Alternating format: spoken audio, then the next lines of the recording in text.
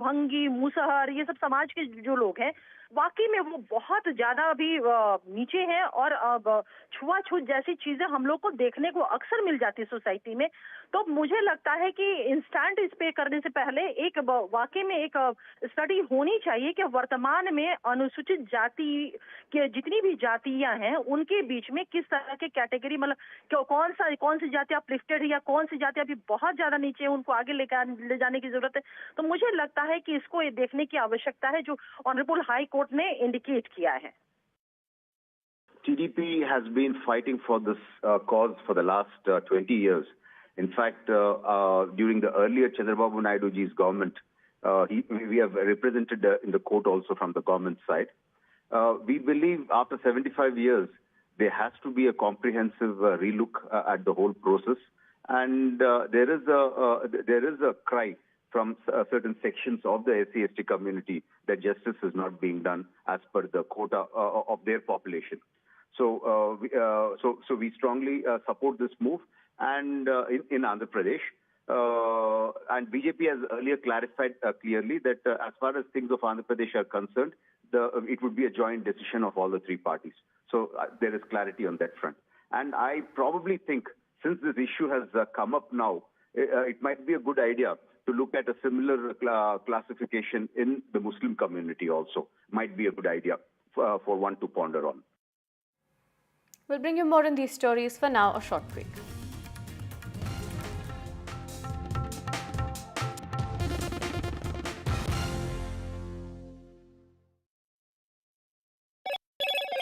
Hello, Moto.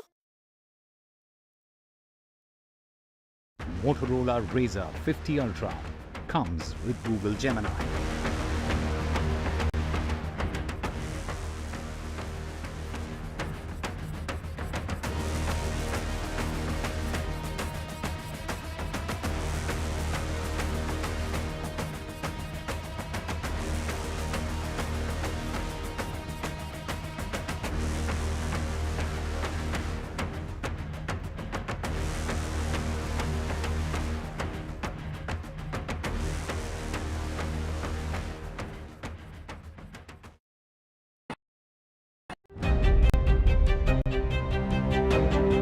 Hello and welcome to India Sense, where I speak with global opinion makers. The United States has made a strategic decision over the last 20 years to move closer to India.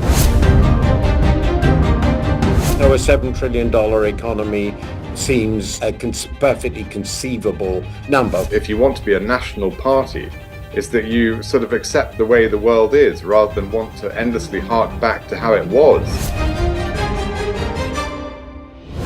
Modi is promoting the digitization of the economy, which is accelerating growth in the country.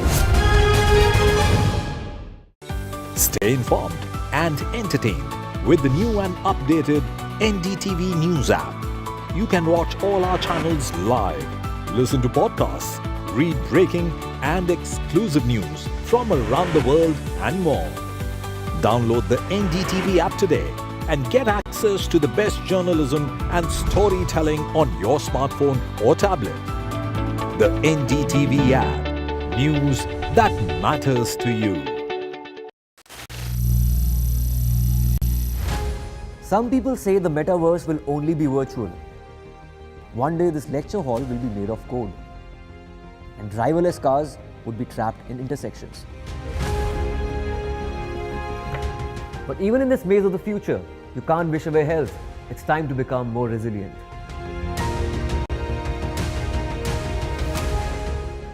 "10 years of Banega Swasth India, we have grown and achieved so many milestones.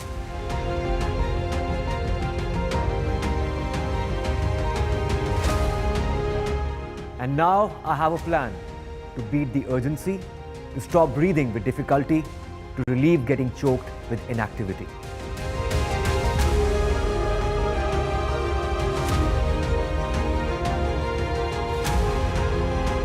Energize our government, our environment, our society, and ourselves. Everyone, everywhere, every day.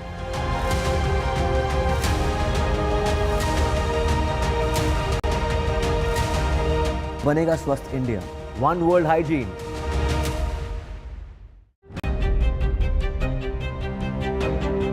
Hello and welcome to India Sense, where I speak with global opinion makers. The United States has made a strategic decision over the last 20 years to move closer to India. Now, a $7 trillion economy seems a perfectly conceivable number. If you want to be a national party, it's that you sort of accept the way the world is rather than want to endlessly hark back to how it was. Modi is promoting the digitization of the economy, which is accelerating growth in the country.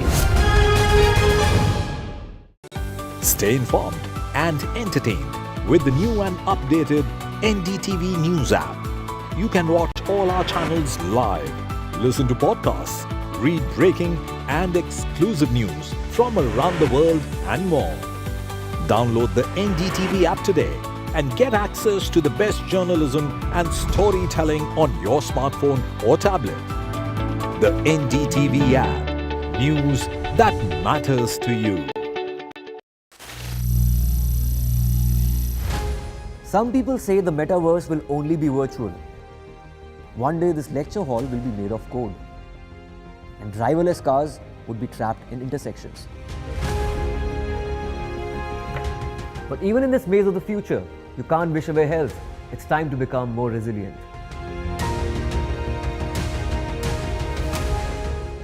"10 years of Banega Swasth India, we have grown and achieved so many milestones.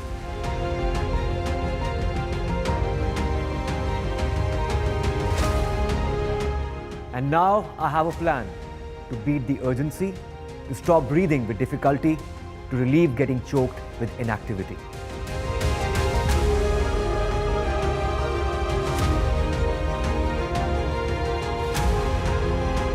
Energize our government, our environment, our society, and ourselves.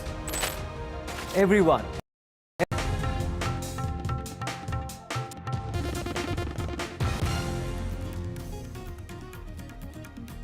A few members of the Indian men's hockey team return after their big win. The players received a grand welcome at the Delhi airport. The Indian men's hockey team defeated Spain, remember, 2-1 to clinch the bronze medal at the Paris Olympics on Thursday.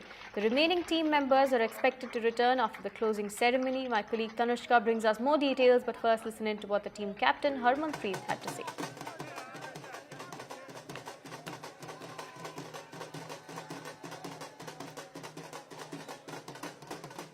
यही होता है कि आपको सब support मिले, जो आपकी requirement हो आपकी पूरी हो, तो आई थिंक वो हमें मिली है और I really want to thank. बहुत खुश हैं और बहुत प्राउड हैं क्योंकि हॉकी के लिए बहुत बड़ी बात है और जितना प्यार अब मिल रहा है हॉकी को और ये रिस्पॉन्सिबिलिटी हमारी डबल करता है और हम भी कोशिश करेंगे कि जब भी मैदान में जाएं और देश के लिए मेडल लेके आएं।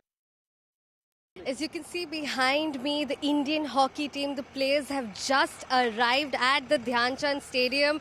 The bus is packed with the Indian hockey team players. They have received the bronze medal for the country. These are the winners who are coming out of the bus right now. The Indian hockey team is out right now, as you can see. One by one, they're coming out to the Dhyan Chand Stadium. This is indeed a big victory, not just for India, but also for the sport of hockey. From rural Punjab to the Olympics, 8 boys earned hockey bronze. The journeys of these champions from village fields to the Olympics, as you can see, he's come out with this baby here with this bronze medal. These are visuals that NDTV is getting you from the Dhyan Chand Stadium. The bronze shining around their necks, as you can see right now. These are the hockey champions of the country. Indian men's hockey team beat Spain by 2-1 in Paris 2024 Olympics on Thursday to clinch a bronze medal at the Summer Games. This marked India men's hockey team's second consecutive Olympic medal, an achievement last accomplished 52 years ago. Overall, the men in blue bagged a record-extending 13th Olympic medal, the most by any team. All the team players with the hands around their medals worked walking into the Dhyan Chand Stadium right now to meet with the sports minister shortly. These are our men in blue who have made the nation proud with their victory and with their perseverance and dedication, not just towards the sport but also towards the country as well. This match was also especially significant as it also served as the farewell game for legendary Indian goalkeeper P.R. Shijesh, who had earlier announced that this game would be his last in the Indian jersey. The players are here being welcomed. Some of them are here with their children as well. As you can see, the environment here is one of course, joy and victory. These are beautiful visuals here of the team coming back from Paris right here. That was the Indian hockey team back with their bronze at the home turf at the Dhyan Chand Stadium. These are the men in blue who have come back and have made the country proud and have paid tribute to the game, the national sport of the country. With camera person Ashok Mahale, this is Tanushka Datta for NDTV. We'll bring you more on these stories. For now, we take a short break.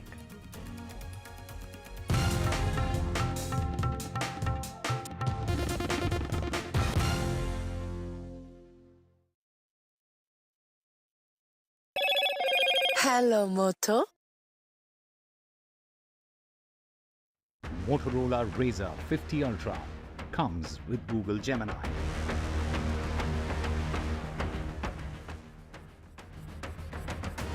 PM Modi visits landslide hit Wayanad, conducts an aerial survey of the landslide affected areas.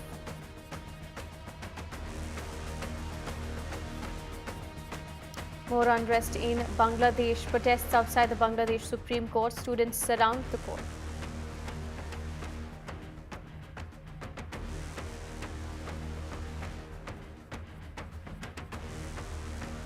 Government says there's no concept of a creamy layer in the scheduled caste, scheduled tribe quota. Disagrees with the Supreme Court's assertion. Anti-Corruption Bureau raid on Telangana civic body officer. Around 3 crore rupees in cash and gold worth lakhs seized.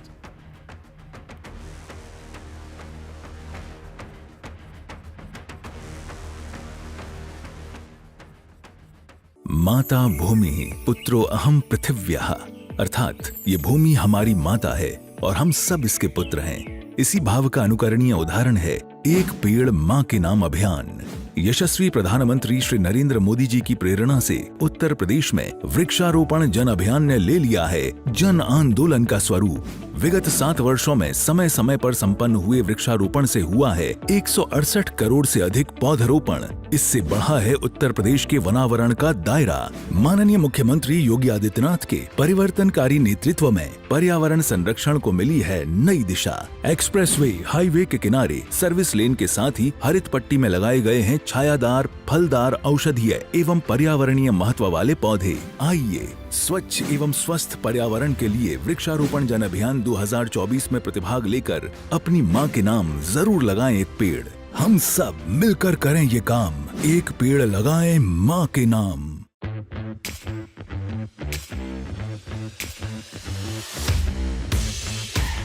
Really happy today to be at TOIFA. TOIFA or any other award can change the game. Hello and welcome to India Sense, where I speak with global opinion makers. The United States has made a strategic decision over the last 20 years to move closer to India.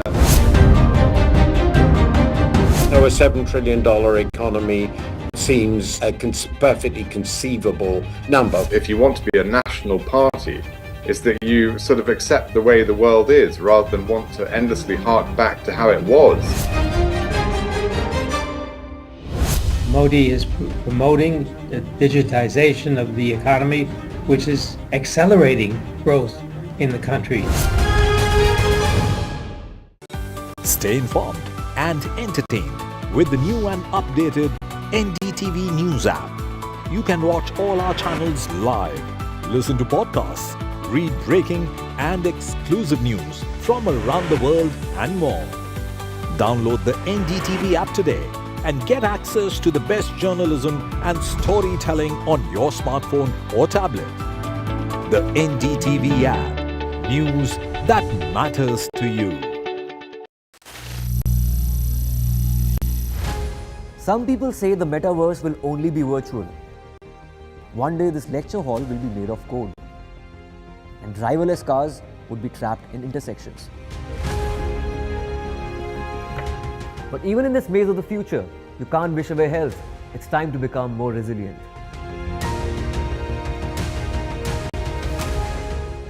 "10 years of Banega Swasth India, we have grown and achieved so many milestones.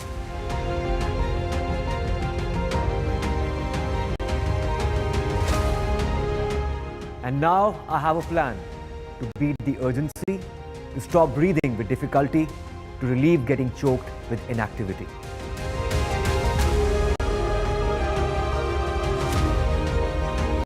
Hello and welcome to our very special broadcast from one of India's top commerce colleges.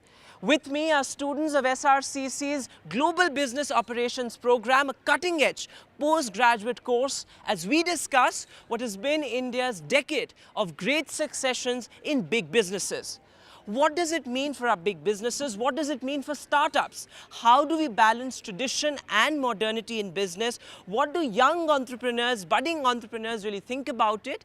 And this, of course, after the Adani Group hinted that there's a succession plan in place. In fact, Gautam Adani made a very important point that succession in big businesses has to be organic. It's more than just a drastic move. It's a journey. What do people here really think about it? Let me start from the gentleman here. What do you think about succession or transitions in big businesses? You know, as young entrepreneurs, young businessmen, what do you think about it? What is the ideal way of transitioning from one generation to another? Thank you for asking that question, Vedant. First of all, I would like to say that while studying in classrooms, we have seen that successions which have taken in quite a quick kind of view has not been successful. So giving a good time phase of 8 to 10 years has shown internationally also that it is successful. So in case, if we talk about succession, so from G1 to going to G2, there should be a bond between tradition and innovation. If it is not, then that succession is not a successful succession, and things should go. That's a very interesting point, that it's not merely successions from one generation to another. It should usher in a new era of innovation. I think that's an interesting point. Would you like to add to that? How does this transition from one generation to another also bolster innovation within a business house? I think because when the transition takes place from one generation to another generation, the new generation that takes leadership role comes in with fresh sets of ideas, comes in with a fresh set of views on different challenges which may differ from what earlier generations used to do, which then bolsters innovation and gives greater focus on innovating and tackling problems in a newer and better way. But is it easy? Is it easy to break away from tradition, especially when you come from an established business family, say? How do you not entirely break away from a tradition? You keep some amount of convention alive, but you also bring in new ideas. You also bring in perhaps more risk-taking capability. Risk-taking, I think, is an interesting aspect to look at here. Right, so thank you for that question. And I think that when a new leadership takes on, then they bring in new ideas and they have a more risk-taking capacity, because these are young bloods and they get more spirit and they are more energetic and they have new ideas and they bring in innovation. So this helps them to bring in innovation. Plus, they also know what the legacy business carries. So they know the core values. So they don't. And what are the pitfalls of? So they don't want to drift away from the core values, but at the same time, they do need to bring in modernity with them, the technology, and innovation, so that the business can grow.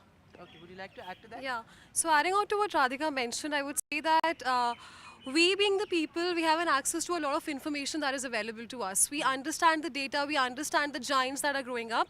So I think breaking through the tradition, I would say this modernity should be taken as a next step of going into another generation that brings us with new ideas and traditional values being encoded into us. I think adopting the modernity would give a new arena and a new sort of thought to that business that we are trying to. It is a logical progression to move to that. Let me also get in some more voices, because something interesting that we were discussing earlier was about risk-taking behavior.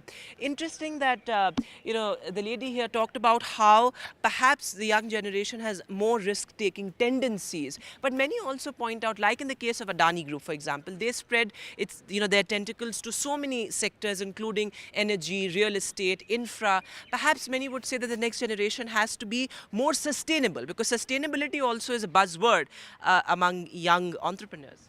So basically, with sustainability comes innovation. Like if we are working on continuous innovation, because as we know, our legacy businesses have fundamentals built up, and now what the generation 2, as Adani mentioned, they had to do is they had to build on these building blocks, and there comes the role of innovation came into play. So like if they continuously innovate, they will definitely be sustainable. As we have seen, different brands, different companies are actually working on that particular prospect only, that they are continuously innovating, and with that innovation, sustainability comes in hand. So that's an interesting point there, that perhaps the younger generation would also be more wary in a sense, and especially when you come from a family of business people, from a family of a big businessmen. You have to look at the larger picture. You have to look at what you're giving back to society as well. So basically it actually shows like whenever somebody is taking over, like generation 2 is coming in place of generation 1, they are actually well trained. And as you were talking about sustainability also, it's not happened in a single day. They are also trained on the sustainability aspect also, because the company know, or an organization know, that sustainability is a need for an hour. It's actually very important. So the succession, that's why the succession also happens gradually, because the graduation growth in that terms will actually help them to get trained on the sustainability aspect also, and bringing in their innovation ideas. So that's an interesting idea that you're talking about, that perhaps when you have a new generation taking over, there's more exposure also that comes with it. So because there are new challenges, whether it's artificial intelligence, whether it's social media, there's so many new challenges in new age businesses. So as new age businesses, like newer generation is coming, so they have to take calculated risk, taking in mind like AI is coming, more and more of data is there. So people have to like take all of those things in mind, and then take the risk of maybe getting into new business or sustaining what already has been there, and preserving like the cash cow of the business has, and then taking any move that they might want to. So that's an interesting point there, and I think the sense I'm getting is that perhaps one has to make sure that those core values are intact as we go forward, as we look at expanding the business and also giving back to society. Because I was discussing this earlier with you guys, that performance with purpose also is something that young entrepreneurs are really looking at. Actually, all the businesses when we see today, they work on a value-giving purpose. So when a business is providing value to the customers, or let's say anything, like if it's a B2B, it is solving a purpose for the other business or the customer. So with that mindset, if any business approaches the problem, so let's take the example of startups. What startups do? They basically try to understand the customer needs, and based on that, they come up with a solution which is going to solve that particular need. So basically we can understand that it's kind of providing a value to the coming generations. And when we talk about sustainability, we can clearly see that a lot has changed in the atmosphere. And if we are not able to maintain that our environment in a better condition, it's not going to be easy for the coming generation to sustain in the coming years. So that is my take. So interesting point there, and let me take that to you. We're talking about creating a product that is valuable. So is expansion more important for younger entrepreneurs, or is it creating something valuable? What takes precedence? I feel that there has to be a balance of both of them.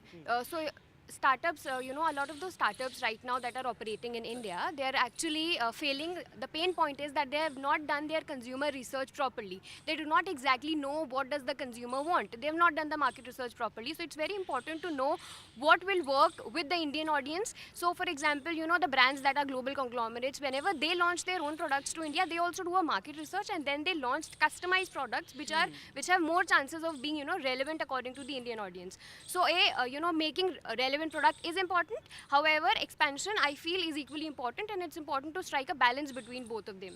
Right. And perhaps looking at all these ideas, what is also important is that we understand that with a new generation or with a generation change in big businesses, what also changes is the people you hire. So in a sense, your team changes as well, along with the leadership change. How do you see that?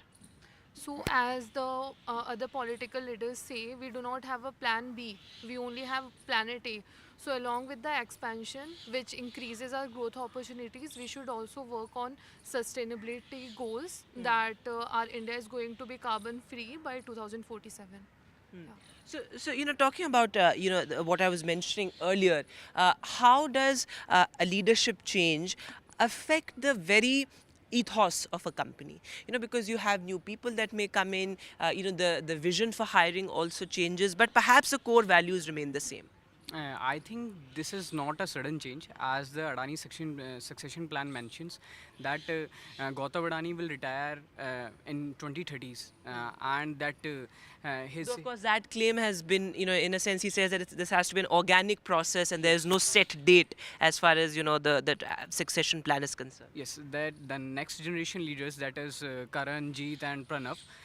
They are basically now also they are holding some directorial positions and acting as a managing directors of the various enterprises. Yes. So I think they are experiencing the current leadership, and I think in the current times they will mix it with the blend of the new innovation and the blend of new awareness they have of the world.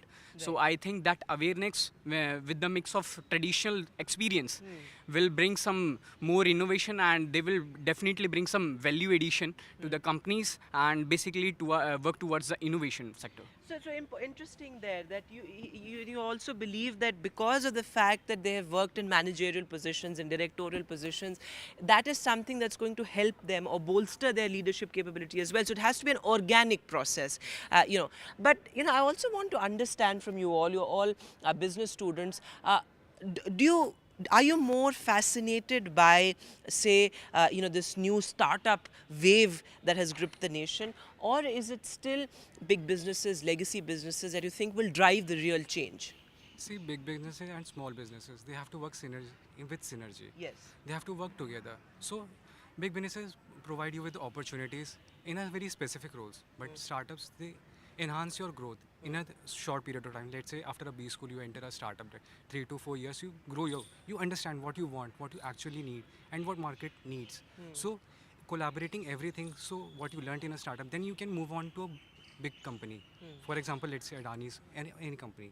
So that would only further enhance your growth and enhance the organization as well, because you have learned, you have prepared, and now you are you're ready to take on the baton. Another aspect that I wanted to discuss in this conversation was, something that I mentioned briefly earlier as well, that bringing in social aspects to your business, which I think is very critical to young businessmen, young entrepreneurs, and let me get in a word from some people here, that you want to go beyond the sort of quintessential corporate social responsibility. You want to look at, as I said, performance with purpose. You want to look at, how you create, a purposeful business vis-a-vis your employees as well as your stakeholders outside the company. So how important is that? How important is creating purposeful businesses? I believe every action that we take has a purpose lying underneath it. So be it any business or be it any initiative,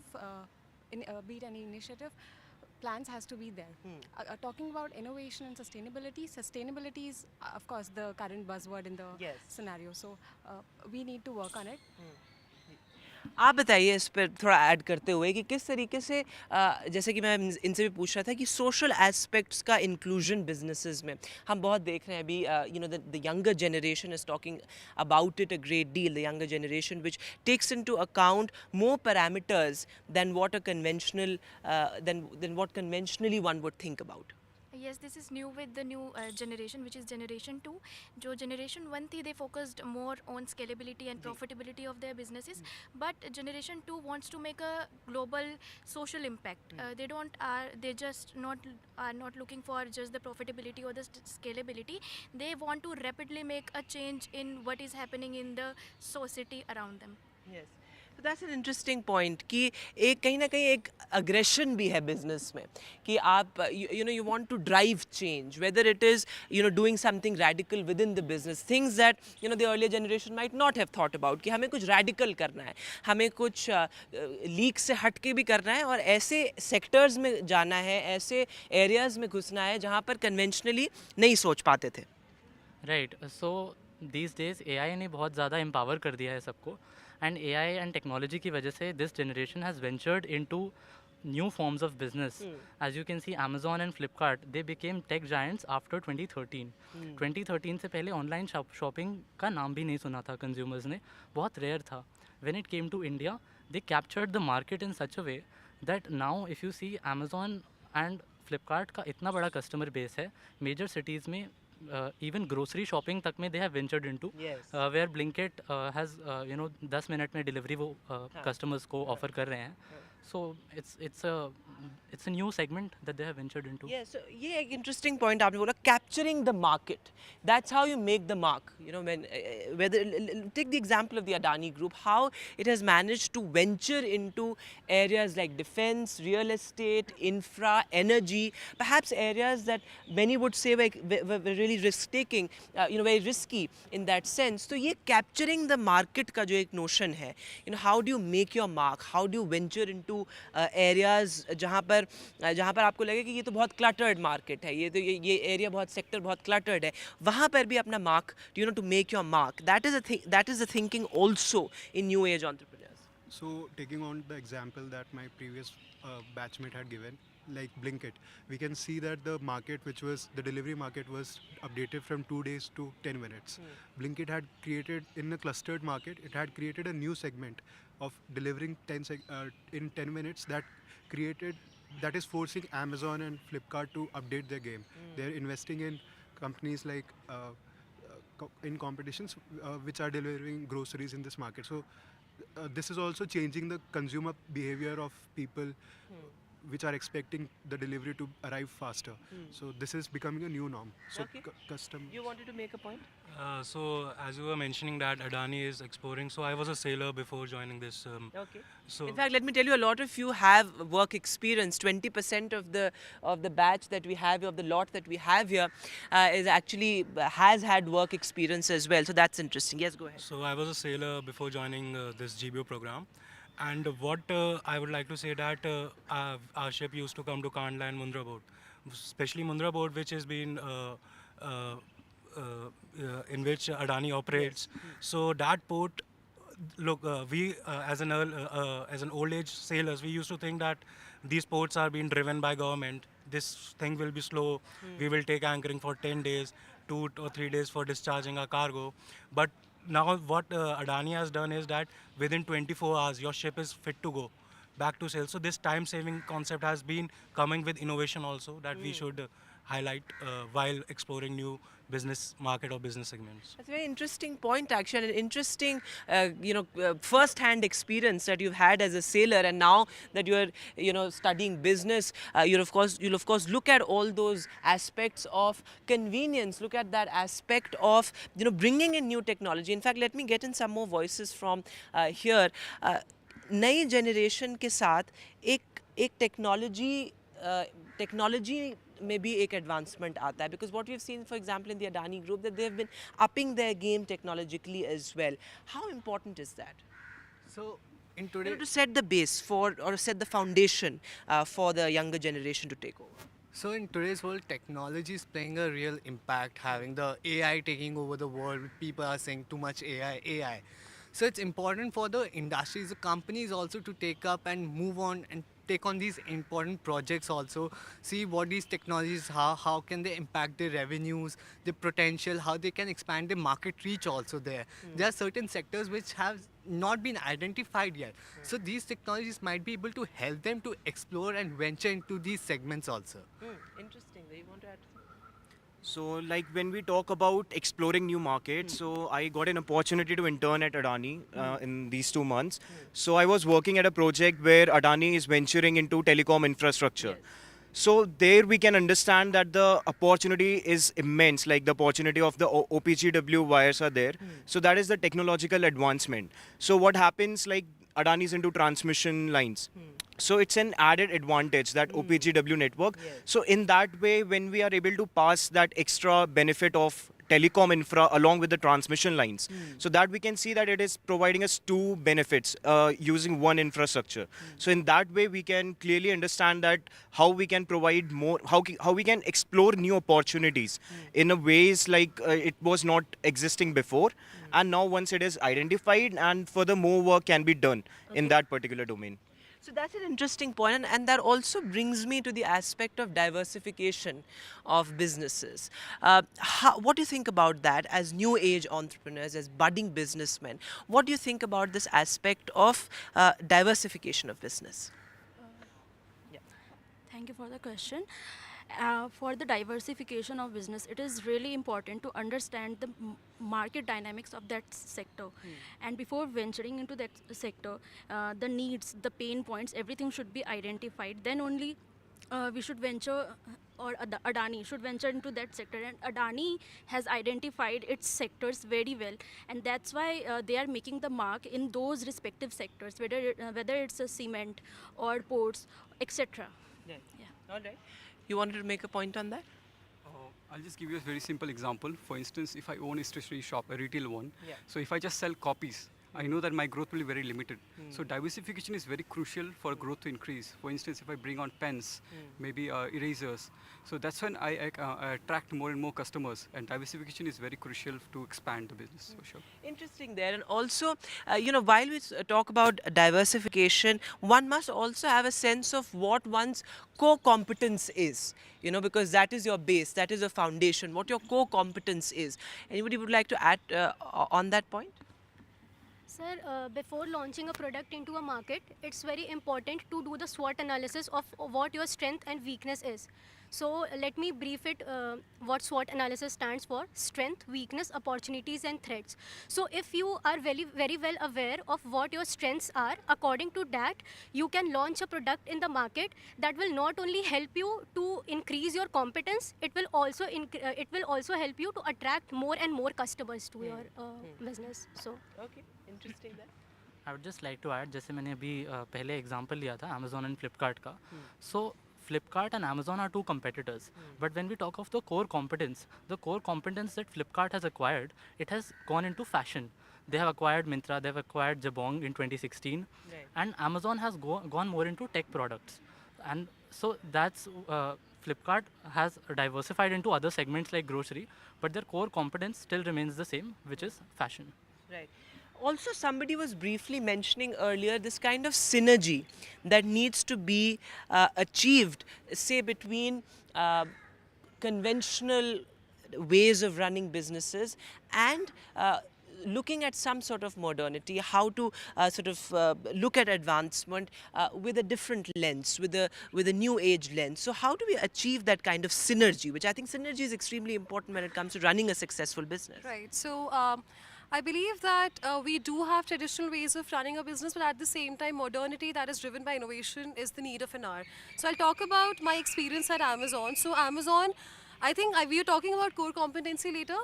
The core competency of Amazon, it's robust supply chain management system, and also it has the integration of AI technology at every level of the working. So I would say that modernity that is driven by innovation, plus I would say performance that you mentioned that is driven by purpose, but there's more inclusivity also that has been coming into the organization. That's interesting. People in the I would say that me have an experience of working in Amazon. We were very inclusive with all the leaders as well. So we had an idea of like say 4 years, 5 years, okay, this is what we want to achieve. And that's the day we used to have daily meetings and everything that used to, drive us perhaps more. younger leaders, as many would say, are more open in their communication as well. And I think communication is again so important to running a successful business. So do you see that as well?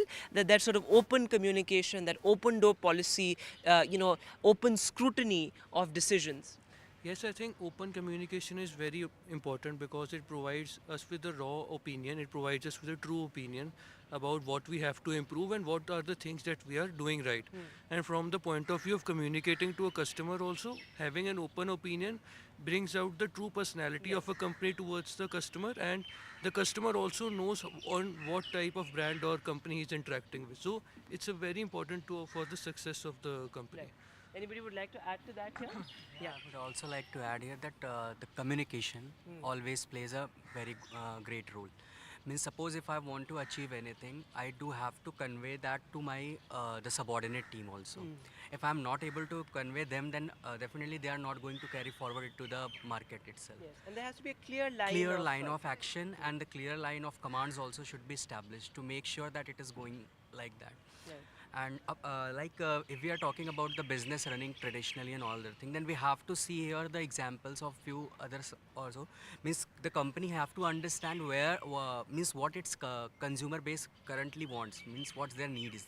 Like we have seen in case of Disney when they have acquired the 20th Century Fox.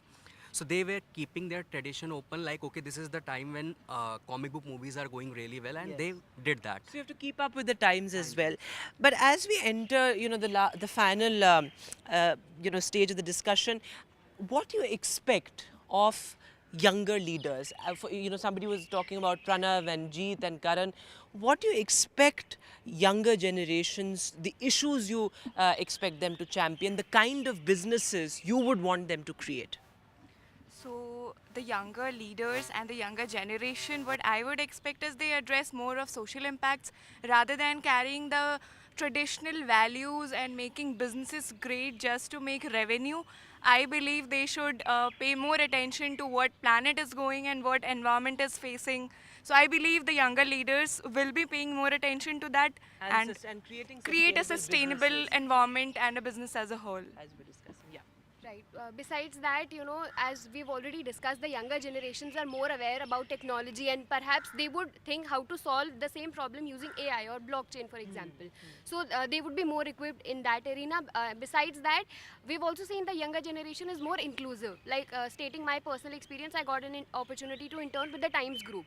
So there, the leaders, and we were also talking about communication a few minutes ago. So all the business leaders, including, the chief strategy officer, they were very open to communication. We could just walk into their cabin and they're open to receiving those suggestions as compared to a traditional hierarchy that, we could expect. So more receptiveness perhaps. Right. Yeah, in addition to that, I think sustainability would also be a major factor for the young leaders. They should take into account the sustainability factor. As we see today in the finance world, ESG investing isn't a buzzword. Yes. So ESG stands for basically environmental social governance factors. So we should take into account all those factors while taking into while earning profits also. So ESG should be taken into account apart from earning profits. Right. Yeah. And like we can clearly see the concept of made in India. So Yes, I really expect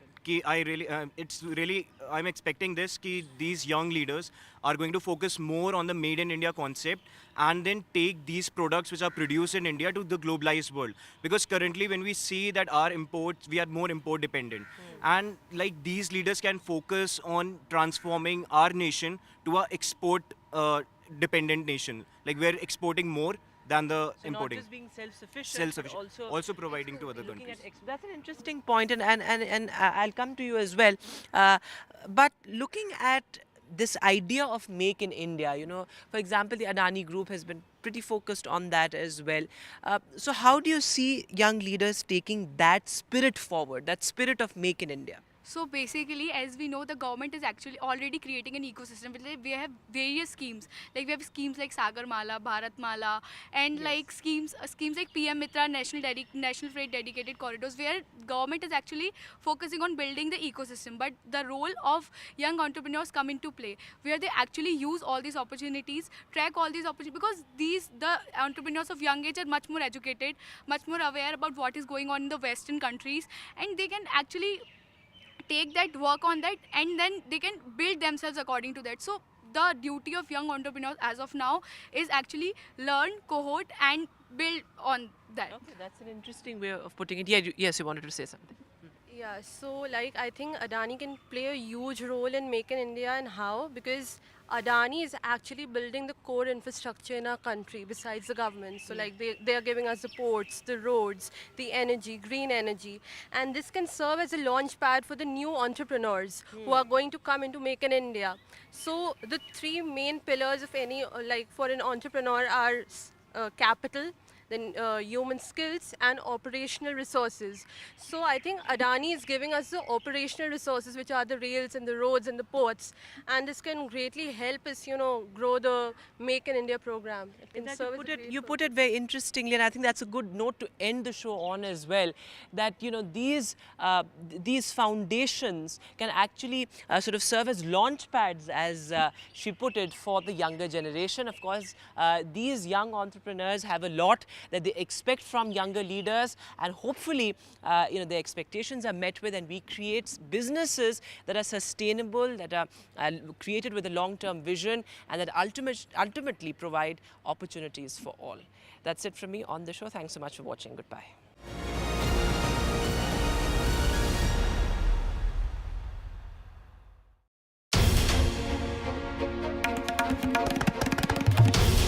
This is NDTV, and you're watching NDTV 24/7.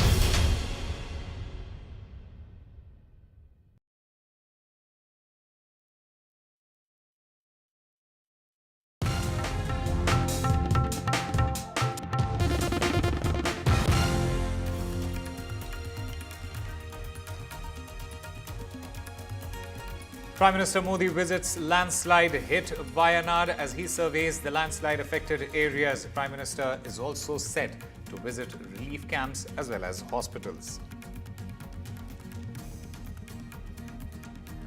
Government says there is no concept of a creamy layer in SC/ST quota, disagrees with Supreme Court's assertion.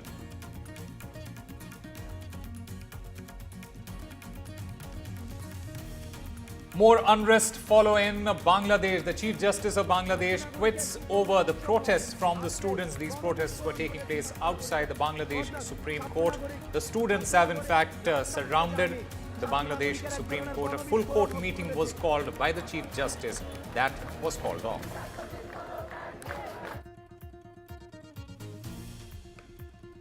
A few members of the Indian men's hockey team returned to India. They were received with a warm welcome at the Delhi airport.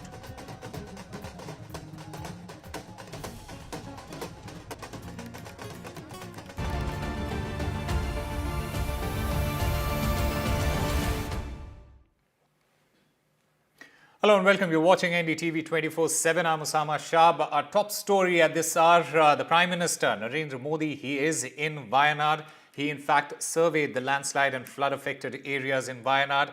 And during the aerial survey, the Prime Minister saw the origin of that landslide. Now, the Prime Minister is also set to visit the hospitals as well as the relief camps. He will also be visiting the Bailey Bridge that was constructed by the army in record time. The Prime Minister, he undertook an aerial survey in Wayanad before physically visiting the location of the disaster. Now, in the aerial survey, he, in fact, like I mentioned, saw the origin of the landslide, which is in the origin of Iruvazini Puza River.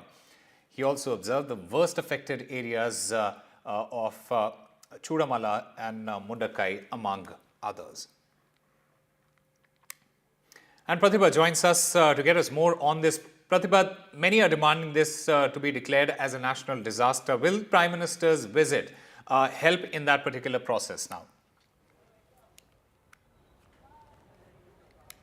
Well, to answer your question, yes, it definitely assumes significance, mainly because his visit comes at a time when there are many calls that are being made to declare this a national disaster. Now, talking about this landslide, it has been one of the most devastating ones that Wayanad has seen in the recent past. And also, this is one of the most disturbing pictures as well as horror tales that we've got to witness as far as these landslides are concerned. Considering the fact that Prime Minister Modi would be visiting not just the rescue personnel in terms of taking stock of the situation, but will also be talking to the survivors to get a first-hand update on the kind of difficulties that they have faced, also the facilities that have been provided to them. And keeping all this in mind, some concrete steps would perhaps be taken by the centre with Prime Minister Modi leading the show there. Initially, he had assigned two union ministers. One was Mr. George Kurian and the other was Mr. Suresh Gopi, who did take stock of the situation and submit a report as well. But this is a personal visit that has been made by Prime Minister Modi. This also comes at a time when there have been raging debates between the centre as well as the state, as well as the Congress and the BJP there. And that is precisely why Prime Minister Modi's visit assumes a lot of significance at this point in time.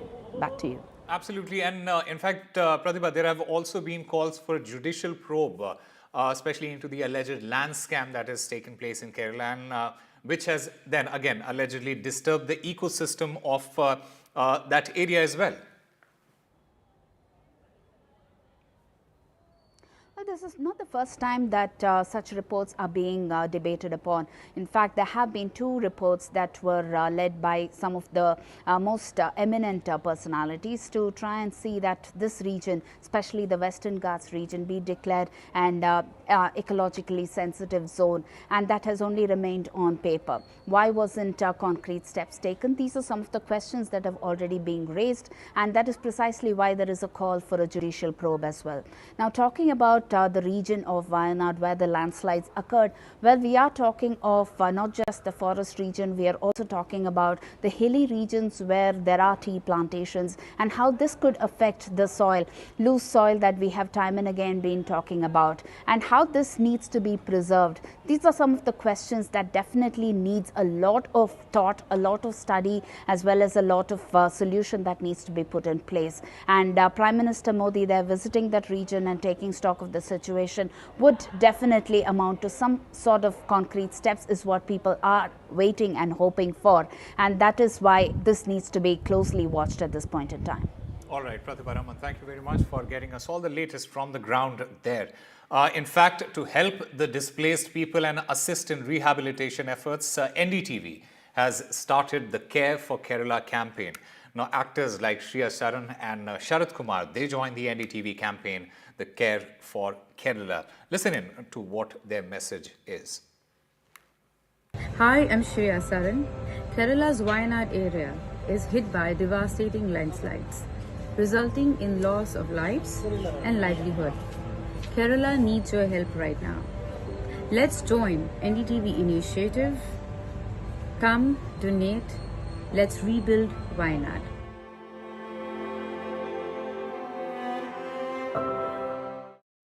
Landslide devastation in Kerala's Wayanad.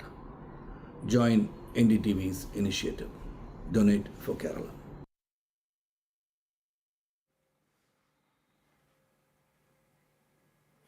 And Minister of Information and Broadcasting Ashwini Vaishnav, he said that there is no concept of a creamy layer in scheduled castes and scheduled tribes reservation while announcing key cabinet decisions.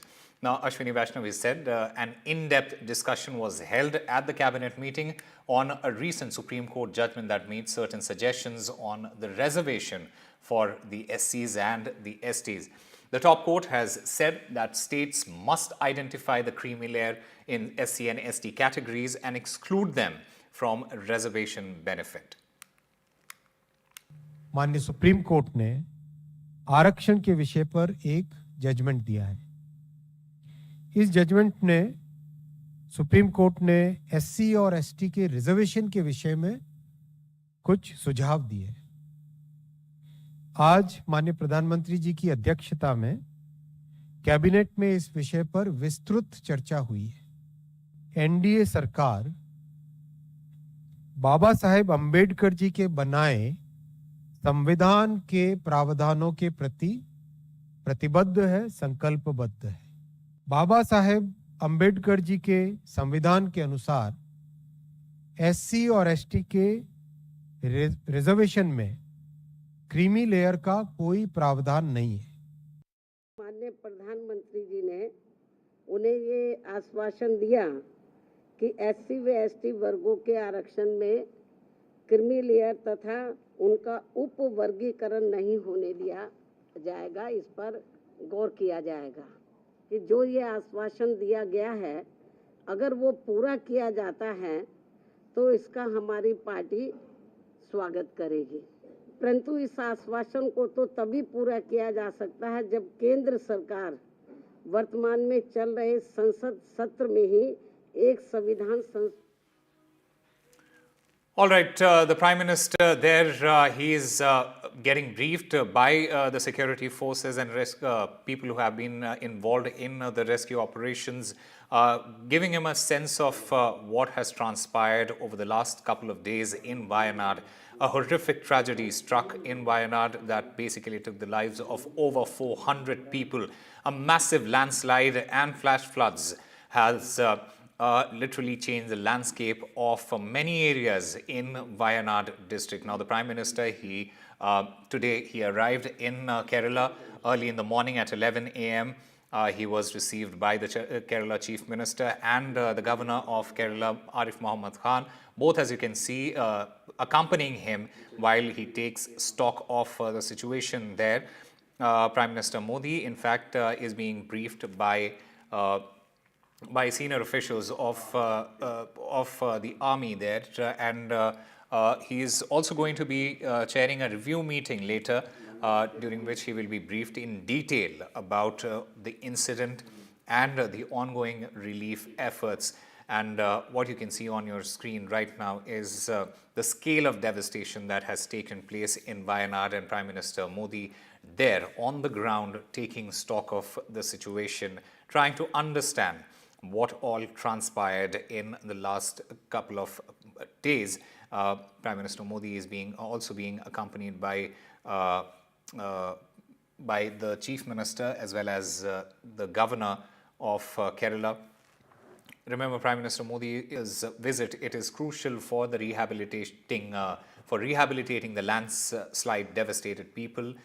In fact, there have been calls from the opposition as well as the ruling front, which has requested the central government to declare this tragedy, that landslide that literally flattened areas of Churalmala, Mundakai and Attamala localities, as a national disaster.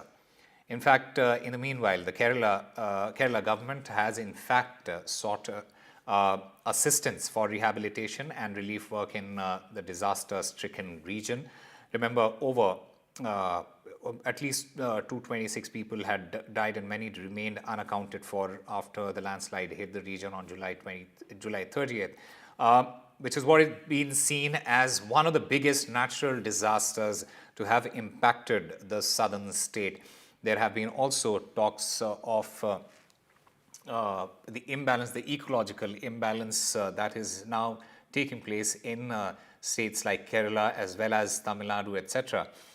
We have seen instances of floods in Chennai in the last couple of years, landslides and flash floods in Kerala, and very recently this tragedy that has struck, landslide and flash floods that took the lives of many in Wayanad district of Kerala. Now, the Prime Minister Modi, he's on the ground at the moment, being accompanied by senior BJP leaders as well as the Chief Minister of Kerala, taking stock of the situation. He's being briefed about what all has transpired at Wayanad. Remember, the Prime Minister, he arrived in Wayanad right after taking off from Kannur in an Indian Air Force helicopter, where after which he conducted an aerial survey as well, and was in fact briefed while he was taking the aerial survey as well. The Union Minister of State for Petroleum and Tourism, Suresh Gopi, was also accompanying him then. Teams, like I mentioned, that are involved in the rescue operation will brief him about the evacuation efforts, also give him an account of the scale of destruction that has taken place in Wayanad. The Prime Minister, he will be visiting the relief camps and the hospital as well, where he will be meeting and interacting with the victims as well as the survivors of the landslide.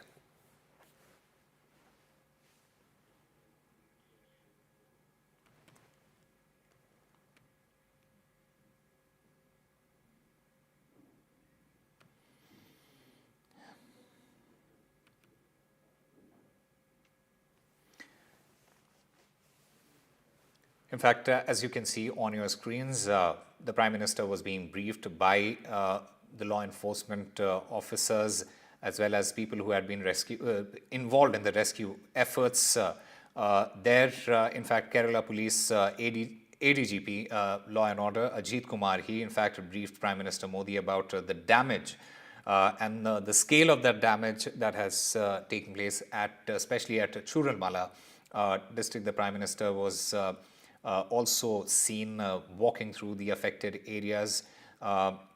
He in fact visited one of the government schools in Churalmala that had been severely affected, and he in fact also assessed the damage. He was also accompanied by Suresh Gopi, Governor Arif Mohammad Khan, Chief Secretary V. Venu, as well as the Chief Minister of Kerala.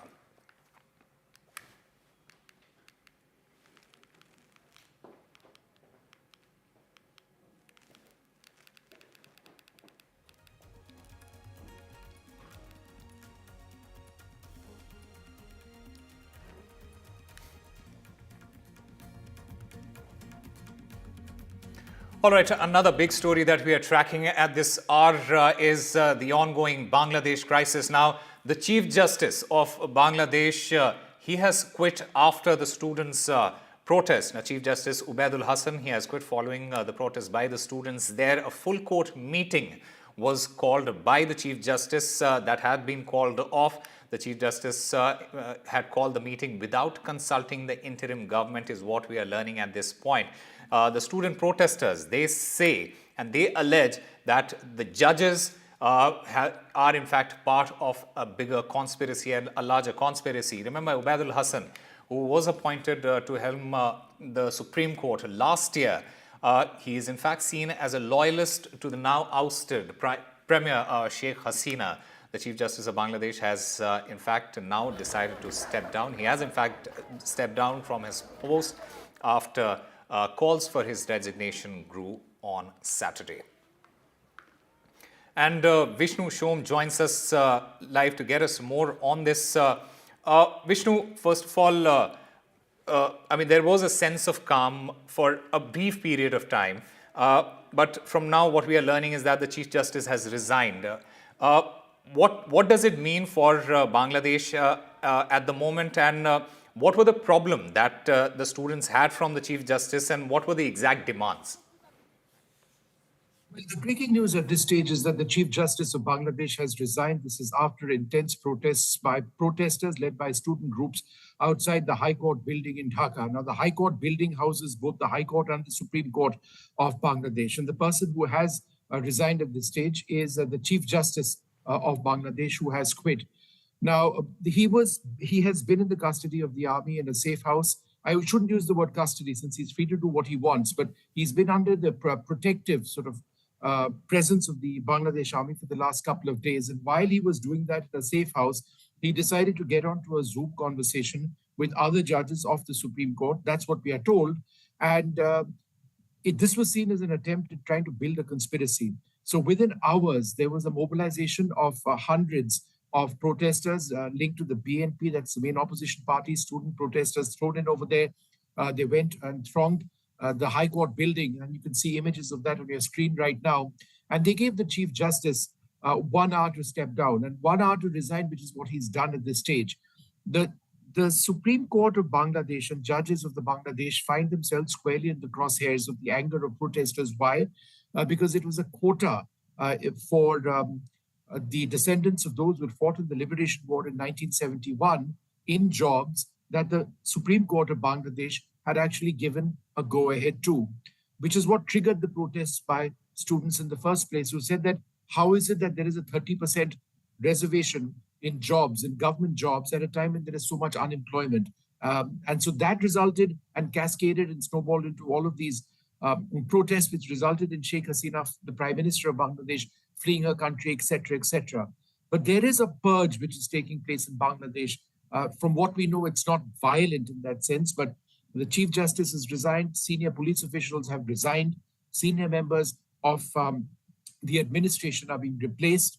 Many of these individuals are being kept safe in safe houses presently, given the anger on the ground. And of course, Sheikh Hasina's own party and political leaders over there have also been taken into custody. At the moment, their lives are safe. There isn't something to indicate that this is all going in that direction. But it's all part of a huge purge taking place in Bangladesh as this new interim government, shapes up and starts getting down to business. The latest victim of this purge is the Chief Justice. All right, Vishnu Shom, thank you very much for putting everything in perspective. So as Vishnu was mentioning, the Chief Justice of Bangladesh, he has quit after calls for protests from the student bodies along with other protesters there.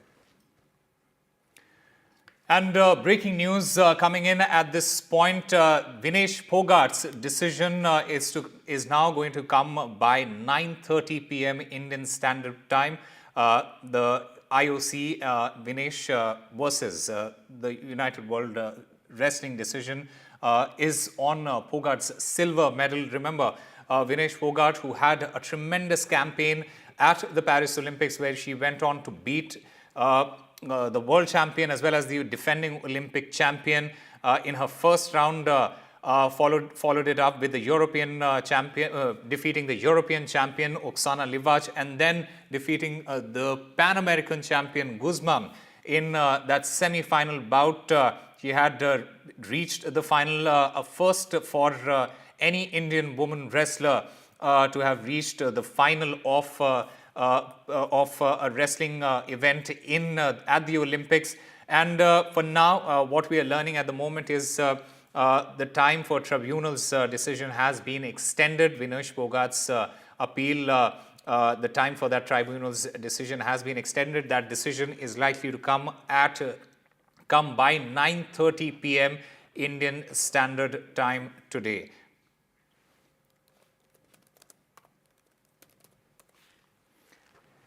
It was a heartbreak for the Indian champion Vinesh Phogat after she was disqualified for weighing just over 100 grams before the weigh-in on the day of her final bout. Remember, the Court of Arbitration for Sports was hearing the Indian wrestler Vinesh Phogat's plea against her disqualification at the Paris Olympics. In her appeal, Vinesh Phogat, she had requested for a joint silver, as she was found 100 grams overweight after she won the semi-final bout against Guzman at Paris. Now, in a major development in that particular case, Vinesh Phogat's court hearing the case has been concluded, and the decision is likely to be announced today at 9:30 p.m. Indian Standard Time. And Rika joins us live from Paris to get us more on this. Rika, what are the latest updates? What more can you tell us? Well, this is a press release that we have got from the tribunal that the decision will be announced on or before 6 p.m. Paris time or 9:30 p.m. India time. Today, the case was heard at a tribunal, CAS tribunal yesterday. And I can tell you that 4 French lawyers appeared for Vinesh Phogat. And these lawyers were appearing pro bono for the athlete. And there were, of course, friends of the court, Harish Salve and Vidushpat Singhania, representing the Indian Olympic Association. They're also a party to this case. They argued that Vinesh Phogat, she had not done anything intentionally. There was no malicious intent. She had tried everything in her books to manage the weight. The weight could not be managed. and hence she was disqualified, and the disqualification in itself is not right. She should have been allowed to fight. The most of the appeal was made on emotional grounds that she tried everything in her books to manage her weight but was unable to do so. Hence, she should be awarded a joint silver. Absolutely, Rika. And in fact, the Indian Olympic Association, it has also remained very hopeful of a positive resolution for the wrestlers' application before that ad hoc division of the Court of Arbitration for Sports. What can the IOA expect from the court, and what can be the positive likelihood from this particular hearing that you are mentioning right now? Osama, there are it's a clear-cut case of a positive or a negative decision. Positive decision has to be awarding a silver medal to Vinesh Fogart. Negative decision would be no medal for her. But, the case is led. There have been heavy lobbying for Vinesh Fogart by, various agencies, even private players getting involved in this. And getting in someone as a heavyweight, a lawyer as Harish Salve to appear for Indian Olympic Association. There have been private funders who've been backing IOA to win this case for Vinesh Fogart. It is a lot of prestige of India at stake. Remember, we stand at 6 medals right now. If this happens, if a silver comes our way, then it will be the 7th medal for India. Well, the hopes, I would say, are very slim, because we were speaking to the head of UWW yesterday, and he said that if the court, asks us to grant the silver, in no event there are 2 medals, basically. So if the court then grant the silver, it'll be exceptional. Then IOC has to look into it. B, it would also be a case of UWW having to change competition rules. Competition rules are never changed while competition is on. So whatever changes, Osama, happens in the competition rules, if the court suggests, will happen after the Olympic Games. It'll be for the next 4 years cycle. It cannot happen in the middle of a competition. Absolutely. But, In fact, what the Indian Olympic Association also said, that it was in fact its duty to back Vinesh, and that is what they have done.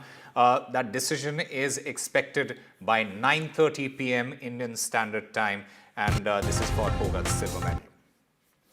Time for a very short break. More on the other side.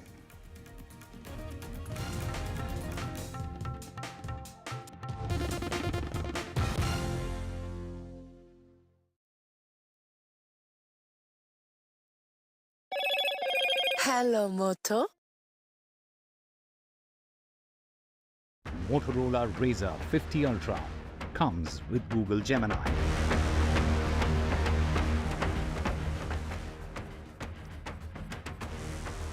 Prime Minister Modi visits landslide hit Wayanad as he surveys the landslide affected areas. He's also set to visit relief camps and the hospitals.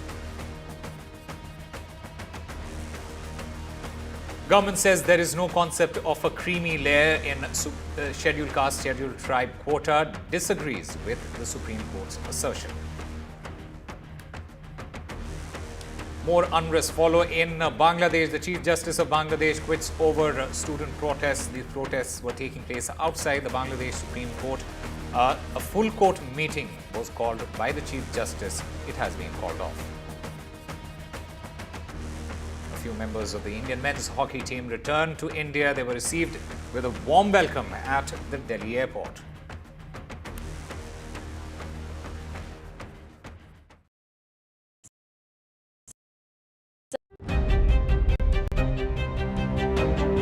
Hello and welcome to India Sense, where I speak with global opinion makers. The United States has made a strategic decision over the last 20 years to move closer to India. Now, a $7 trillion economy seems a perfectly conceivable number. If you want to be a national party is that you sort of accept the way the world is rather than want to endlessly hark back to how it was. Modi is promoting the digitization of the economy, which is accelerating growth in the country. Stay informed and entertained with the new and updated NDTV News app. You can watch all our channels live, listen to podcasts, read breaking and exclusive news from around the world and more. Download the NDTV app today and get access to the best journalism and storytelling on your smartphone or tablet. The NDTV app. News that matters to you. Some people say the metaverse will only be virtual. One day this lecture hall will be made of code, and driverless cars would be trapped in intersections. But even in this maze of the future, you can't wish away health. It's time to become more resilient.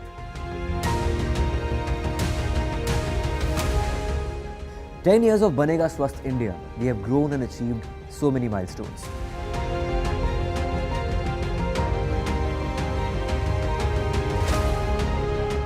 And now I have a plan to beat the urgency, to stop breathing with difficulty, to relieve getting choked with inactivity.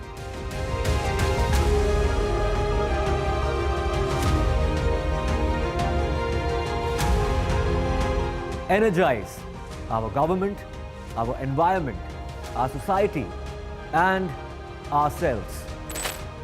Everyone, everywhere, every day.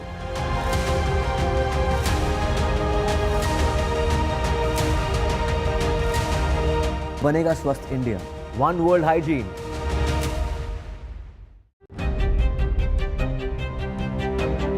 Hello and welcome to India Sense, where I speak with global opinion makers. The United States has made a strategic decision over the last 20 years to move closer to India. Now, a $7 trillion economy seems a perfectly conceivable number. If you want to be a national party, is that you sort of accept the way the world is rather than want to endlessly hark back to how it was. Modi is promoting the digitization of the economy, which is accelerating growth in the country. Stay informed and entertained with the new and updated NDTV News app. You can watch all our channels live, listen to podcasts, read breaking and exclusive news from around the world and more. Download the NDTV app today and get access to the best journalism and storytelling on your smartphone or tablet. The NDTV app. News that matters to you. Some people say the metaverse will only be virtual.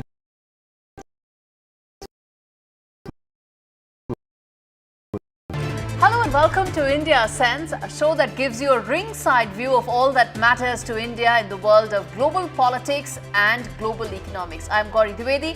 Let's take a look at the headlines this Friday evening. First up, after days of turmoil, Bangladesh has a new interim government headed by Nobel laureate Muhammad Yunus. All eyes now on the transition towards elections focus on the Indian subcontinent, where India, US and China are locked in an intense geopolitical power play. After a wave of riots engulfed the UK with far-right groups clashing with immigrants, the Starmer government has clamped down heavily with 480 arrests and several convictions. But questions related to UK's broken immigration system remain. Kamala Harris chooses Tim Walz as her vice president pick. The race for the White House now moves to the next phase, even as questions rise about Trump's campaign hitting a rough patch ever since Harris entered the race. Days after incidents of violence were reported in Bangladesh after Sheikh Hasina fled the country, United Nations Secretary General Antonio Guterres expresses opposition to any radically motivated attacks. Neeraj Chopra wins silver at the Paris Olympics. Chopra becomes the first athlete in modern India to have back-to-back Olympic medals. Indian hockey makes the nation proud with another bronze.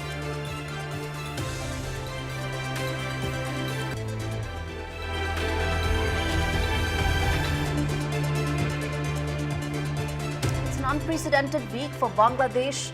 Nobel laureate Muhammad Yunus is now the caretaker Prime Minister of the country, even as the regime prepares for a post-Sheikh Hasina era in Bangladesh. The transition for Bangladesh from here on will determine what really happens in the power competition that's underway in the Indian subcontinent between US, India and China. And that's our big story on India Ascends. The power dynamics that is at play in the Indian subcontinent and its impact from Myanmar to Pakistan to Nepal to Bangladesh to Sri Lanka. It is evident in all these countries. Take Maldives, for instance, that map on your screens. Current President Moizu won on an India Out campaign, and his government is now siding with China.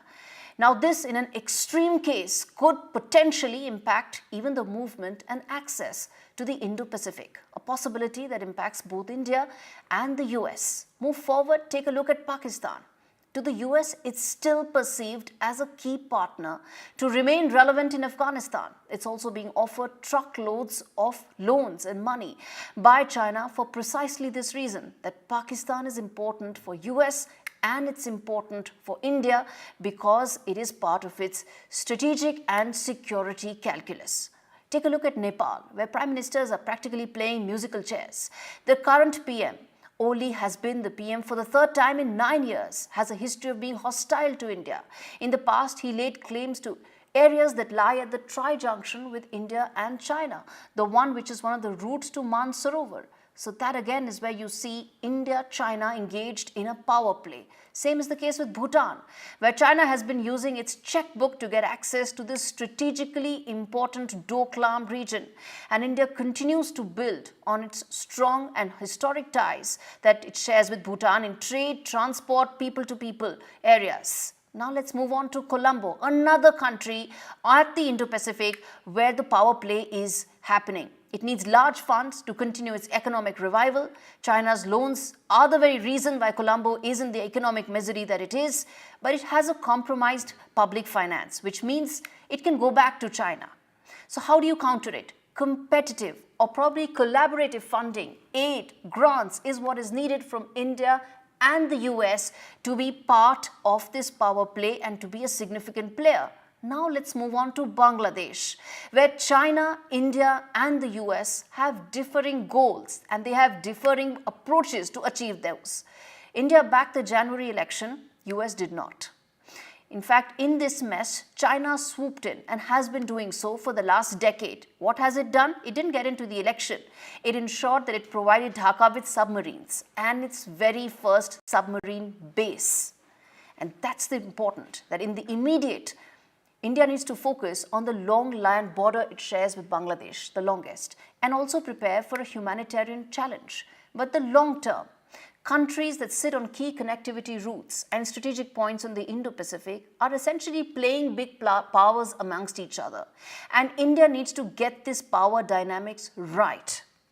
US sanctioned Awami League leaders after the January elections this year in Bangladesh, but did not do so when it happened in Pakistan, where the army rigged the election completely. Why? Because for the US, it's not the election per se that matters. It's the hedging of its strategic risks in the region that matters, because it is engaged in this deep power play in the Indian subcontinent. And India needs to now do the same, ace its game. Visit to the Maldives by Foreign Minister Dr. S. Jaishankar is a first and good step, but it needs to build on this further.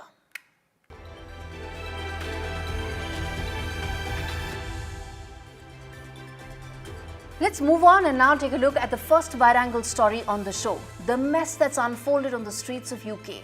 The last riot that took place in London was in 2011. It was triggered when a black man was killed by the London police. But in 13 years, a lot has happened and a lot has changed in England. Its polity is now fractured. The divisions on immigration have only sharpened. And while the UK may have exited the EU, it is not insulated from the undercurrent of the anti-immigrant sentiment that is brewing across Europe. The attacks on immigrants and the far-right protests that spread to 17 cities is testimony to just that. 110 police officers were injured. The riots also led to widespread protests, 483 arrests, 149 charged. The visuals of looting and riots in a first world country led to India issuing an advisory for its citizens. But the larger issue is immigration and how it's a political hot potato now in the UK. Now, whether it's for Keir Starmer or his predecessor, Rishi Sunak, immigration reform is the biggest policy area that is yet to be addressed. Indians form the largest chunk of immigrants. So whatever Keir Starmer decides impacts us. How UK decides on this issue has huge ramifications for us. But take a look at this report to know how immigration issue has been brewing for the last 15 years with absolutely no solution for government after government.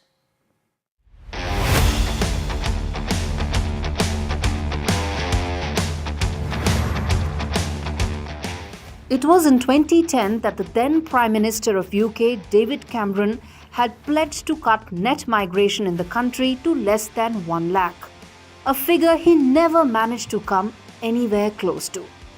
6 years later, Cameron took the Brexit gamble, in the hope that UK would be able to take control of its borders.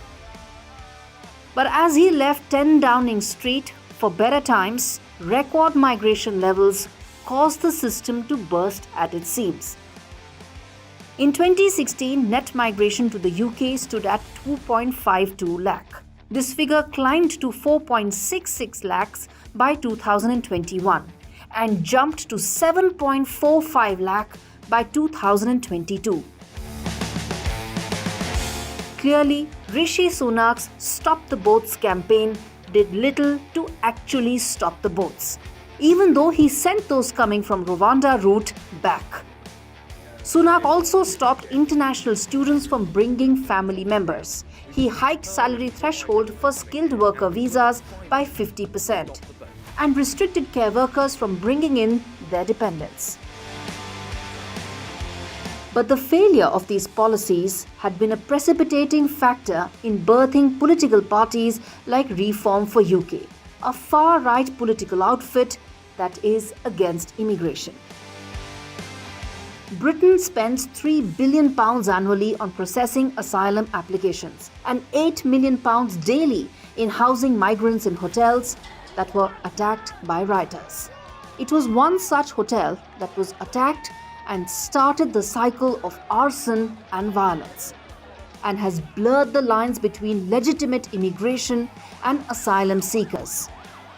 Where it ends will decide the fate of a lot of Indians that legitimately move to the UK every year.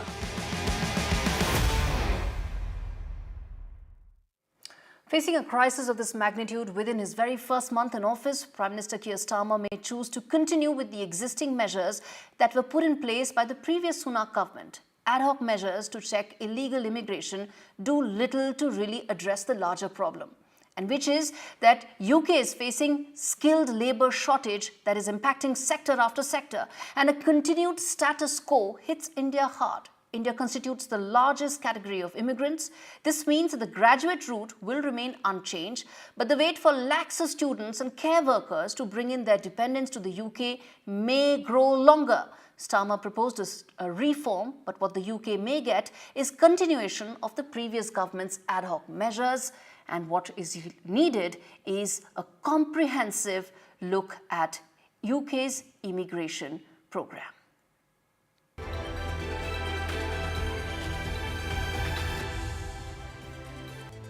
Second wide angle on the show. Well, it's been less than 3 weeks that Joe Biden exited the race and instead endorsed his Vice President Kamala Harris for the top job. Harris's Vice President candidate is now Tim Walz. In fact, his selection has not caught any by surprise. He's a low-profile Midwesterner. He's a former high school teacher. Tim Walz will remain in the shadow of Kamala Harris. And just like Harris, not much is known about Tim Walz and his foreign policy stances, particularly on thorny issues like the ongoing Israel-Hamas conflict or the Russia-Ukraine conflict, which is in its third year. And that's our second wide-angle story this week. What should the world expect from Team Harris? Will Team Harris be a continuation of the Biden foreign policy agenda, or could there be some major changes to that?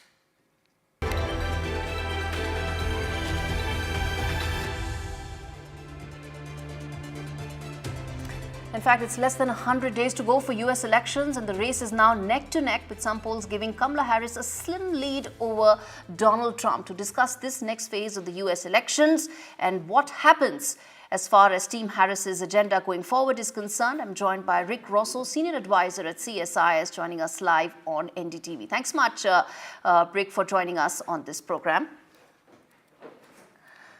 My first question to you is that as we talk about what lies ahead in terms of the specifics of this case, what does it mean as far as Team Harris's agenda for India is concerned? Yeah, you know, it is a bit of a black box. Despite Kamala Harris having Indian heritage, she's never really kind of embraced a powerful leadership role in the administration or time on Senate, occasionally voicing, because of course she has that nuance and understanding of India better than what you'd see from a lot of candidates, but never really embraced it and wrapped herself up as trying to be a leader in Washington on that topic. And as governor of Minnesota, Governor Walz, of course, you know, very, very similar, not really a lot of opportunities. So I think a lot of what you're going to see from a Harris administration, should that come to pass, is going to be defined a little bit more by the candidates they choose for different cabinet roles, for the National Security Council, things like that. I think those are the people that day to day are really going to choose the direction and tenure in terms of what we're doing with India in the coming years, should there be a Harris administration. You know, and I think under that, I think it's easy to kind of expect that we'd see basically a bit of a status quo. I think they'll probably take over a lot of the ideas and initiatives from the Biden administration, meaning that relatively positive on trade, very forward-leaning on defense and security, but still occasionally bringing up concerns about human rights and things like that. So I think that's probably the status quo we can kind of understand, but some of it will be driven by individual personalities that get appointed into the administration. It's a bit of a black box as far as what Kamala Harris will come up with. But a lot of people say it's actually honeymoon period for Kamala Harris right now, early days into the campaign, but it may end soon. And then what she's looking at is probably a competition that's going down to the wires. Do you think it's going to be a stiff election? Yeah, you've always got a bit of a bump when you have somebody new that doesn't have, you know, quite the same long governance track record. With Biden, you know, it's easy to point to a few victories, but a lot of areas where maybe they fell short of people's expectations. So as we've seen, incumbent presidents tend to have relatively low ratings when it comes to re-election time, even though, you know, several candidates have actually won re-election in recent years, not Trump, but the previous presidents. So, you know, you get a bit of a bump when you have a new candidate, when you have a new vice presidential candidate. You can expect that to fade to some extent. But, you know, we still have a relatively long road ahead, plenty of opportunities for both candidates to say things that could help or harm if they ever do figure out an opportunity to get together for a debate. I mean, just look, we've had, you know, one presidential debate, and that changed dramatically the course of the election. So, so I do think that, you know, status quo, there's an opportunity, I think, to lose a bit of steam, but a lot of opportunities to regain it and find new areas that are going to actually impact, you know, what we have for the final result. Including, again, if they manage to find an opportunity to debate each other directly on stage. If one were to compare Team Harris and Team Trump, how do you see them on some of the important priorities and focus areas when it comes to foreign policy, when it comes to India? Well, I think, you know, a Trump administration, you would expect, as we saw before, to be a lot more focused on domestic constituents. Not to say that, you know, a Harris administration wouldn't, because, you know, first and foremost, every president is beholden first and foremost to domestic voters. But, you know, with Trump, you saw a very heavy emphasis on that. And some of these, you know, very tense issues that we see right now on concerns about globalization. Are we encouraging companies to go overseas when we should be creating jobs locally? Concerns about migration, illegal migration across the border, about involvement in foreign wars. You know, that's where you actually see that really strong domestic focus begins to intervene in some of the global issues where the United States has traditionally shown a leadership role on.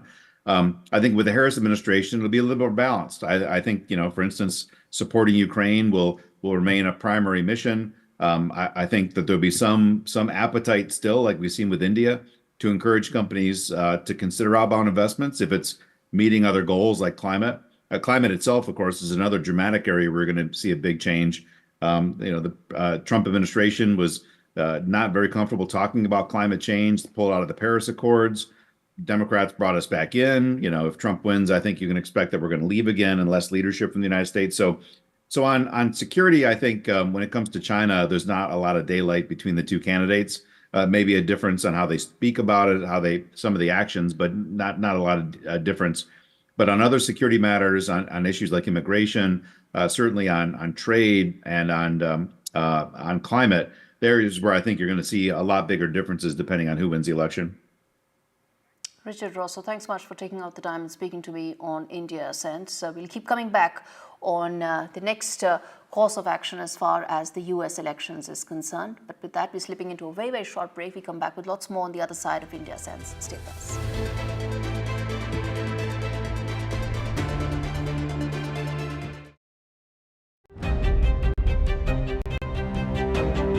Hello and welcome to India Sense, where I speak with global opinion makers. The United States has made a strategic decision over the last 20 years to move closer to India.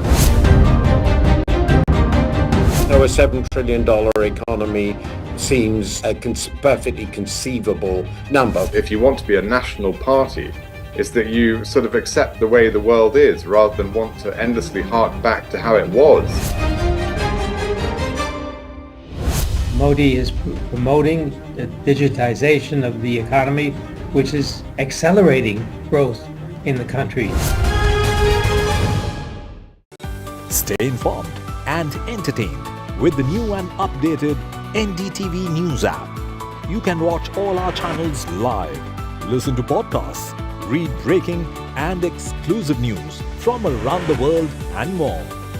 Download the NDTV app today and get access to the best journalism and storytelling on your smartphone or tablet.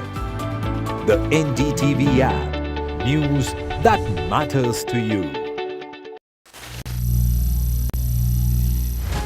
Some people say the metaverse will only be virtual. One day this lecture hall will be made of code, and driverless cars would be trapped in intersections. But even in this maze of the future, you can't wish away health. It's time to become more resilient.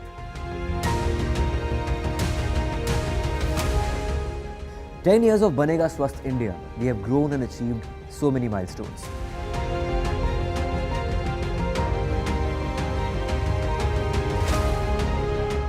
And now I have a plan to beat the urgency, to stop breathing with difficulty, to relieve getting choked with inactivity.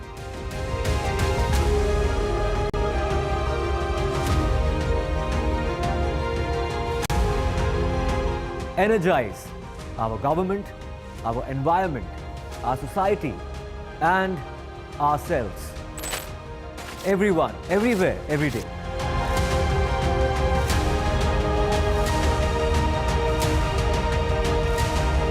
Banega Swasth India. One world hygiene.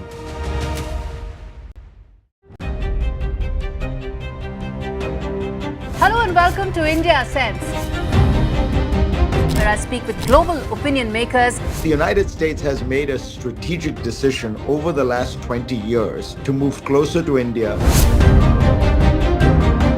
Now, a $7 trillion economy seems a perfectly conceivable number. If you want to be a national party, it's that you sort of accept the way the world is rather than want to endlessly hark back to how it was. Modi is promoting the digitization of the economy, which is accelerating growth in the country. Stay informed and entertained with the new and updated NDTV News app. You can watch all our channels live, listen to podcasts, read breaking and exclusive news from around the world and more. Download the NDTV app today and get access to the best journalism and storytelling on your.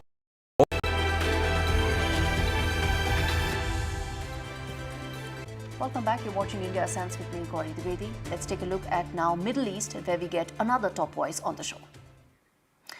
The Middle East has been on the boil since the 7th of October attack on Israel and its subsequent retaliation against Iran's proxies in the region, whether it's Hezbollah in Lebanon and Hamas in Gaza. And the latest flashpoint in the escalating tensions has been Israel's assassination of top Hezbollah and Hamas commanders. And the world is now bracing for a possible Iranian response. A large-scale attack will descend the world towards a larger war, could probably even force America to come in, something that both presidential candidates do not want to do. How likely is a larger conflict? How will a volatile and unstable Middle East impact India, impact the world? And how successful will be some of the current peace efforts that are being tried by Qatar, US and others to de-escalate the situation and look at a possible ceasefire as well? Gregory Brew of Eurasia Group joins me to decode this story and the larger implications of that. Gregory, thanks much for speaking to me on NDTV. I want to ask you this, that the present situation in Middle East, how do you view that? There is a chance of an Iranian retaliatory attack as well, even as some efforts are being made as far as bringing in some de-escalation. So I think the current situation bears quite a number of similarities with the crisis from April that ensued following Israel's bombing of Iran's consulate in Damascus that killed a number of senior IRGC generals. That attack, of course, then precipitated Iran's historic attack on Israel on April 13th that involved firing more than 300 ballistic missiles and drones directly from Iran towards Israel. Now, following that attack, Iran indicated that it would do so again, that it would launch similar attacks if it was similarly provoked. And it regards Israel's assassination of Hamas leader Ismail Haniyeh last week as a significant provocation, one that requires a similar response. So all the indications suggest that Iran is likely to attack Israel again, as it did in April, that it is likely to use its ballistic missile forces once again. The difference now is that there is likely to be an element from Iran's resistance front coalition. Groups such as Hezbollah and the Houthis in Yemen are also likely to be incorporated into Iran's response. Once again, this is going to be an attack from Iran directly against Israel. It is likely to come in the following days. Okay. And both Israel and the United States have indicated that they expect this attack and that are prepared for it as far as positioning air defense assets and other elements that would assist Israel in defending against such an attack. But Gregory, do you think with these peace efforts being tried, the Iranian attack may be more cosmetic in nature and not so widespread and not so significant?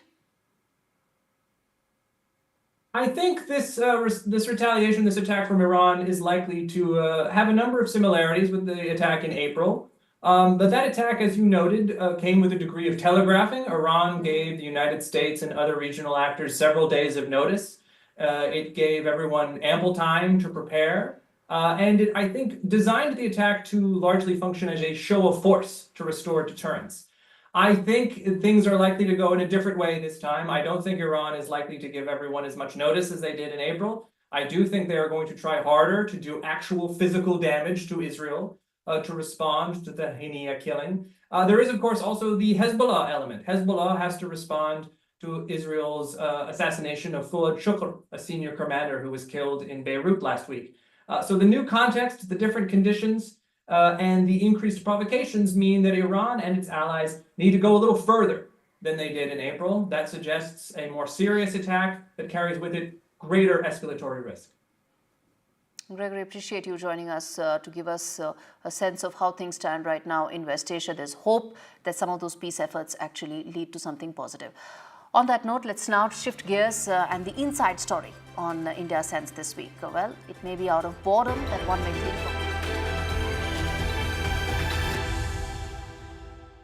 Seems that is indeed the case now. New research suggests that climate change has had a fair chance and far-reaching impact on the axis of Earth and its rotation as well. The reason why we think their days are longer. Take a look at this report to know how pollution is making our days much longer than what it is.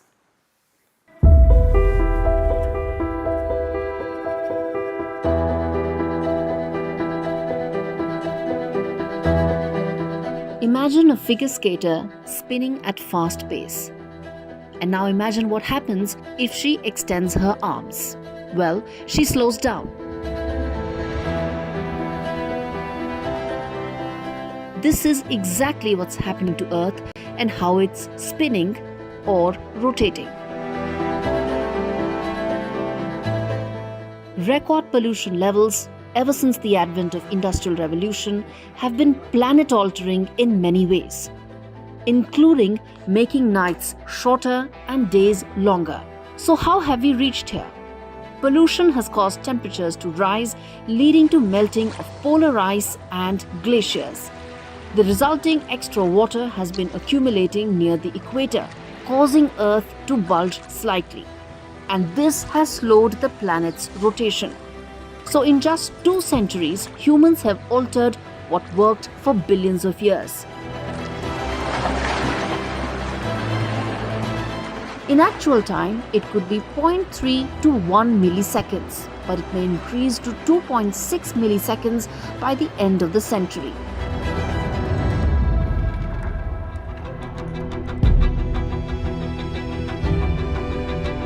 But it's not just the duration of a day. The redistribution of Earth's weight has also made it wobbly. Research suggests the planet's spin axis has meandered by about 30 feet.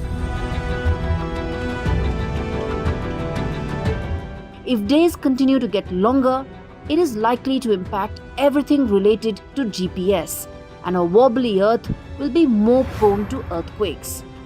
As for space travel, despite all breakthroughs in technology, planet-altering pollution could make it more challenging for humanity going forward.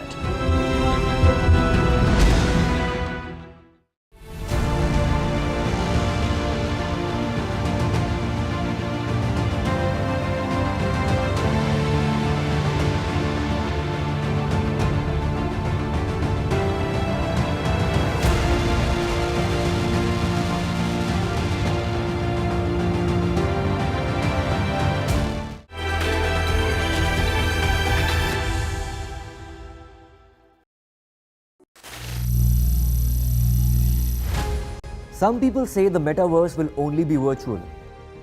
One day this lecture hall will be made of code, and driverless cars would be trapped in intersections.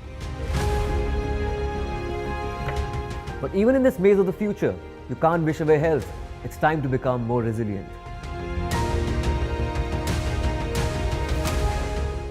"10 years of Banega Swasth India, we have grown and achieved so many milestones.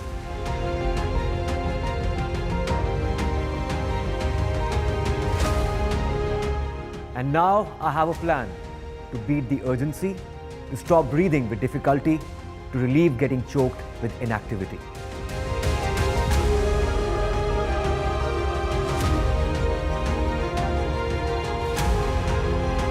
Energize our government, our environment, our society, and ourselves. Everyone, everywhere, every day.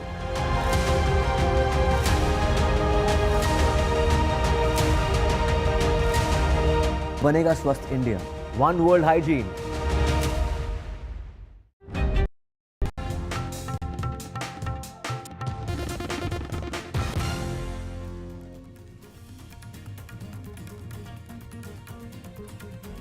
Prime Minister Modi visits landslide hit Wayanad district. The Prime Minister there surveyed the landslide affected areas. He's also set to visit relief camps as well as the hospitals.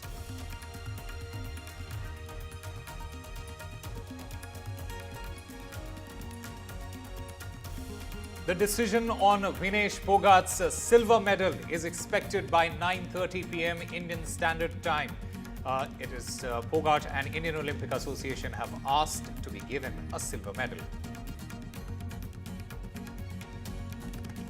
The government says there is no concept of a creamy layer in SC/ST quota, disagrees with Supreme Court's assertion.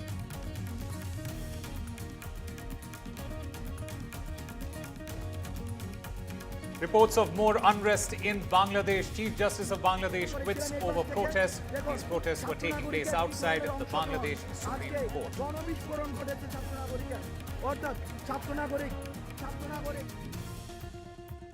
Nitin Gadkari writes to the Punjab Chief Minister on highways. He says he might cancel 8 NHAI projects as Mr. Gadkari wants. Gadkari says that NHAI workers are being attacked in Punjab.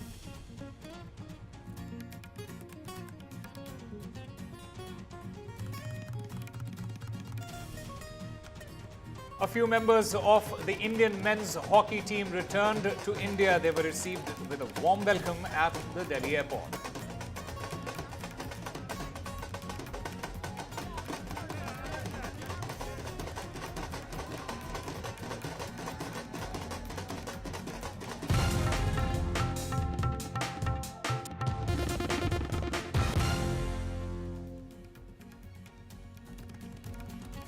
Hello and welcome. You're watching NDTV 24/7. I'm Osama Shah. Our top story that we are tracking at this hour, the Minister of Information and Broadcasting, Ashwini Vaishnavi, said that there is no concept of a creamy layer in scheduled castes and scheduled tribes reservation while announcing key cabinet decisions.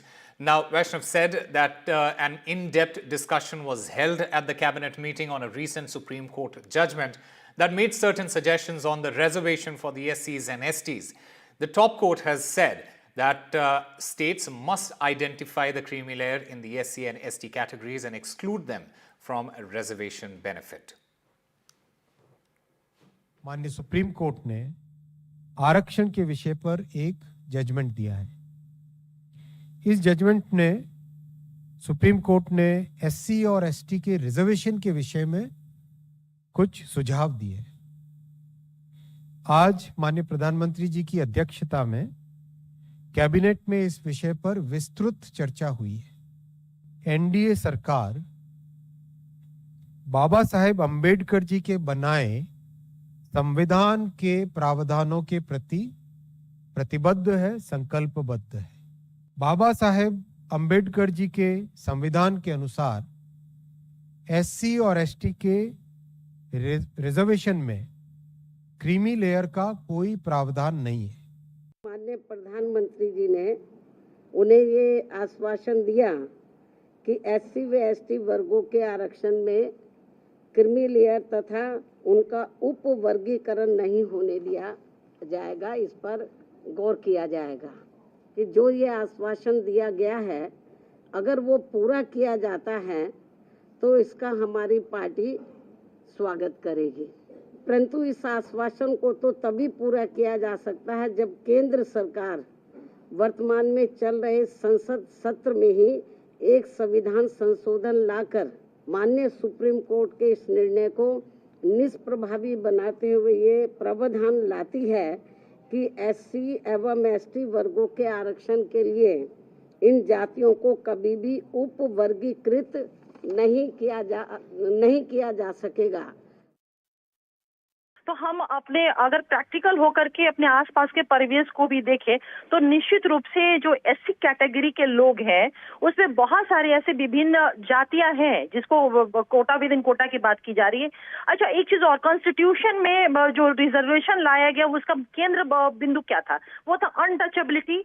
तो आप देखेंगे कि हमारे भी society में अभी वर्तमान में देखने को मिलेगा कि कुछ जातियां ऐसी हैं जो अनटचेबिलिटी के घेरे से वो बाहर आ चुकी हैं, लेकिन कुछ जातियां ऐसी हैं जो अभी भी, जैसे नाम भी लेने में ये लगता है, भंगी, मुसहर, ये सब समाज के जो लोग हैं वाकई में वो बहुत ज्यादा अभी नीचे हैं और छुआछूत जैसी चीजें हम लोग को देखने को अक्सर मिल जाती है सोसाइटी में।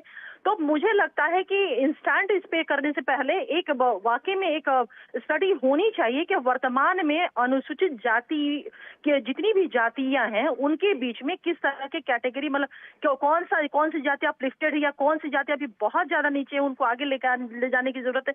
तो मुझे लगता है कि इसको ये देखने की आवश्यकता है जो ऑनरेबल हाई कोर्ट ने इंडिकेट किया है। TDP has been fighting for this cause for the last 20 years. In fact, during the earlier Chandrababu Naidu ji's government, we have represented in the court also from the government side. We believe after 75 years, there has to be a comprehensive relook at the whole process.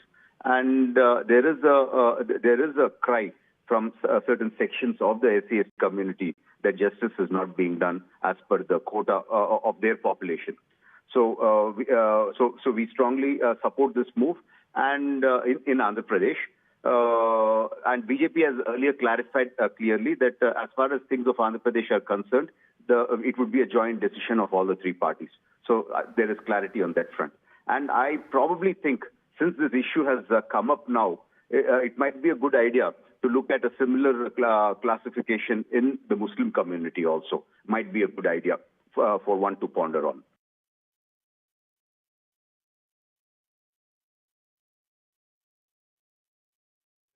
So the cabinet has in fact rejected that creamy layer suggestion by the Supreme Court. The cabinet assertion after key BJP meet says that there is no provision for a creamy layer. While there have been reactions that are coming in fact, Mallikarjun Kharge has reacted on the same. Let's listen in to what he had to say. आप creamy layer ला के क्या किसको फायदा देना चाहते हैं? ये creamy layer लाकर आप एक तरफ अछूत समाज को, शेड्यूल कास्ट को कुचल रहे हैं और दूसरी तरफ जो लोग हजारों सालों से सभी चीजें एंजॉय किए हैं उनको दे रहे हैं. ये इसके लिए मैं ये कंडम करता हूँ. जब तक इस देश में अनटचेबिलिटी है, अस्पृश्यता है, तब तक ये रिजर्वेशन रहना चाहिए.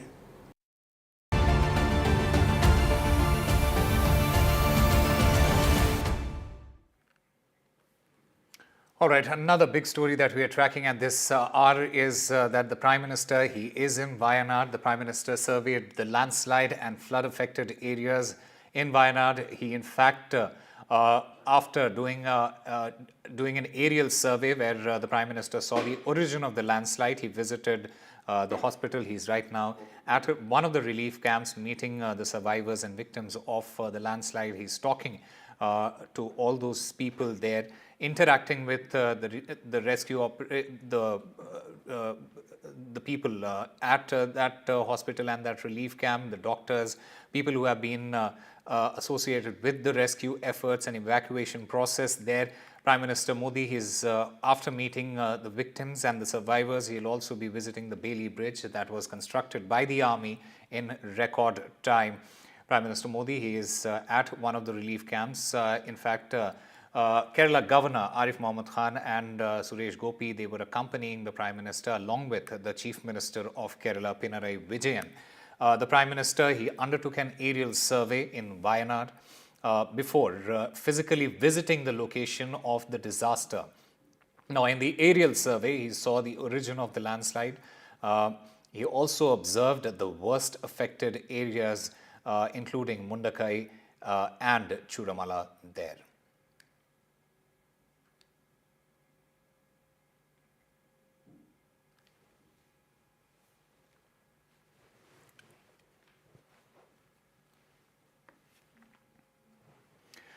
And to help the displaced people and assist in the rehabilitation efforts, NDTV has started the Care for Kerala campaign.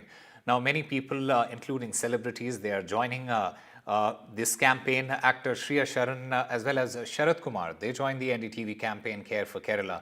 Listen in to their messages. Hi, I'm Shriya Sharan. Kerala's Wayanad area is hit by devastating landslides, resulting in loss of lives and livelihood. Kerala needs your help right now. Let's join NDTV initiative. Come, donate. Let's rebuild Wayanad.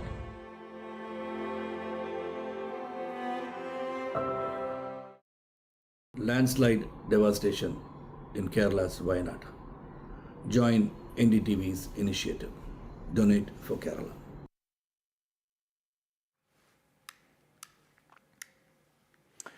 All right, the Court of Arbitration for Sports will announce the final decision on wrestler Vinesh Phogart's plea challenging her Olympic disqualification today at 9:30 p.m. Indian Standard Time. Now, the CAS or CAS will likely decide on her request to award a joint silver medal. The Court of Arbitration for Sports will announce the final verdict on ace Indian wrestler Vinesh Phogat's plea against her disqualification at the Paris Olympics today. Remember, Vinesh Phogat, she had in her appeal, she had requested a joint silver after she was found overweight and after she won the semi-final in Paris. Now, the Court of Arbitration will announce that verdict today at 9:30. In fact, Thomas Bach, the president of the International Olympic Committee, he had clarified yesterday that it is not permissible to award 2 silver medals in the same weight category amidst the discussion on the disqualification of Indian wrestler. During a press conference on Friday, Mr. Bach responded to inquiries about the possibility of awarding Phogat a silver medal alongside her opponent who lost in the final.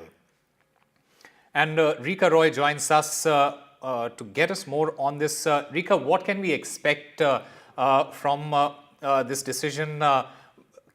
Should we expect anything positive from this particular hearing that is going on and the decision that is yet to come at 9:30 today? Osama, the hearing happened yesterday and the hearing was done, following which they said that they will close out, they will come to a decision, they will close out on the case by today. So it will come on or before 6 p.m. Paris time or 9:30 p.m. India time. Well, if you ask me whether we can be hopeful, I will not be able to give you a direct answer because the hope is very limited, given that, the laws are very stringent and Vinesh Phogat and her team, they were all aware that they needed to manage her weight, keep it within a stipulated limit. And, the competition rules have been in place for more than 3 years now. And she was aware and her team was aware as to what to do.